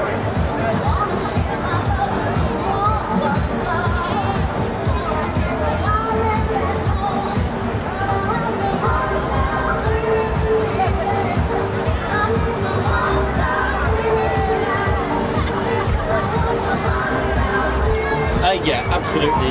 I'm glad it would have been a little bit irrelevant, wouldn't it? It would have been a repeat. It would have been Bournemouth 1.0 from last year's. Yeah. How we doing, ladies, gents, and teddy bears? Hope we're all good. Well, that was there we go. Don't forget, if you enjoyed that, we've got our second stream. The link is in the top. Please don't miss out. Do not miss out. I'll get the link in the description as well in case I've forgotten. Where are we? How we doing? That was beautiful. Sally B. Beautiful. Absolutely amazing. How we doing, ladies, gents, teddy bears? Hope we're all good. There we go. That's a bit better. Not as bright. How we doing? Did you enjoy that? It was really, really good. Weird lighting today. The best day I think was Thursday for lighting, but there we go. So we've got some vibes going on now. Hope you enjoyed that. How are we? Are we far from 69,000 subscribers? Oh, just 15 to go. 1-5. We should get that in the evening, to be honest. That would be quite nice to do it on the last bit. I'm just a flat 14. It's going up. Just 14 subscribers to go to get to 69,000. Thank you I'll tell you what, let me go and scroll. I'm going to go as far as it will go. Righty, how you doing? Margot Baxter, oi oi. We've got Lee White Aviation. How's it going? Donna the Cake of Cat. We've got Richard Warner. How's it going? Gary Inge, Rich Taylor, Silverback 118. Shadow. And Cox, Andrew Heatley, Yorkshire. How's it going? Jonathan McD, Phil's motto make it. We will remember him. Well said. Daniel Walker, Meth, Joshua Brown, got Grifter, got Davey, Johnny B, Marnie, lots of you. Hannah Plank, nice one. Hope we're all good. David Smart, got Paul Burrows, Andrew Heatley, Andrew C, nice one for getting the poppies out. Mark Richards, Jenny B, who else we got here now?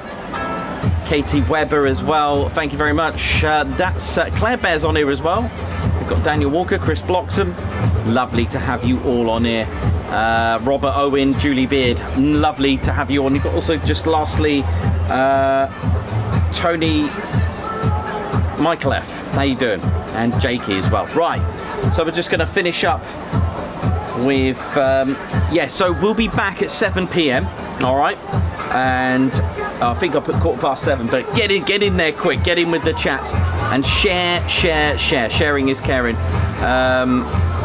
Let's have a look. Where are we? We got where did we go with the Alan Burden celebrating 15 months of membership with the Ted Coningsby Squadron Guards March? Thank you, Nikos and Mods and everyone. Jenny B, thank you for the super chat. Thank you very much. Catherine Burkett, high five, Guards March. Thank you for gifting 5 Ted Coningsby memberships. Daniel Walker, who's put nice to see and be at the South Coast. Top shots, Nikos. 1K. Oh yeah, thank you very much indeed. Mrs. Davey, thanks to everyone for all the support and love shown to our family and my mum. Thanks a lot, Mrs. Davey. Guards March. Kevin Bone. Kev Bones put member for 15 months. Oi oi, all 1 day of 16 months membership at BAF. BAF. Bear Air Force. AD Causa. Guards March, thank you for the super. Marco Baxter's put turbo phenomenal. Nice, love that. Doncaster Lass, one of your videos has 1 million views. Wowza. You know how it is. Sorry, I just had to say that. You know how it is. And Cox, high five, Guards March. Thank you very much. Now then, do not forget. Have I put it in the description? No, I haven't. How dare thee? Right, ladies, gents, teddy bears. Thank you all so much. It's been an absolute bash. This is going to be quite emotional at 7 o'clock because it's our last stream of the week and it's a goodbye to Bournemouth. It's been incredible, and I'm glad I said Bournemouth, not Eastbourne, right? Have you enjoyed it? It's been brilliant. You are with the #1 UK's military aviation streaming channel. You've smashed the likes, you've tuned in, you've hit the subscribe button. We're just 4 subscribers away from 69k. It'll be nice to finish off with a bang. We'll have 1 hour to do it. Can we do it? Dee-dee-dee. This is how it's going to be at 7 PM, man. Join myself, Nikos, your cameraman, and your commentator, and of course our squadron leader, Ted Coningsby, and these guys. What is going on there? They look like they're... Right, anyway, right, on that note, come back. Please come back. The link, I'm going to put it in the description now because it will be lost in the realms of time. Enjoy it, right. Let's do that then, yeah? What do you reckon, Ted? Should we do this? Right, I'm just going to whack it on now. Right, ladies, gents, teddy bears, my name's Nikos, squadron leader Ted Coningsby. See you soon, wish you well, but not for the last time. We'll be back at 7. So, part 2, link in the chat, but I've got to put it in the description. Please save it. I've got to do this now, actually, while I'm here. We'll do it live together so that it's there, right?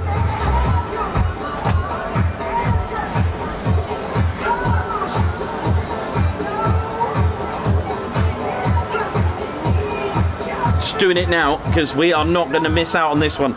So link for doing it now. Just doing it now so you don't miss out. Dust displays, right? Dust displays link. Just go in now. It's in the chat because obviously I don't want you to miss it. Paste. When it gets there, hang on. We'll go to share, and you could do the same as well. Go to share, copy link, and then we'll go back, and then I'll put that on. Not the most professional way to end this, but I don't know if you're like me, you've got to do it then and then, just in case you don't forget. Can anyone relate to that? You know when you just got to do it there? Link is in the description now. It is done. You might need to refresh it. But ladies, gents, teddy bears, it's been an absolute pleasure. I will see you at 7. See ya!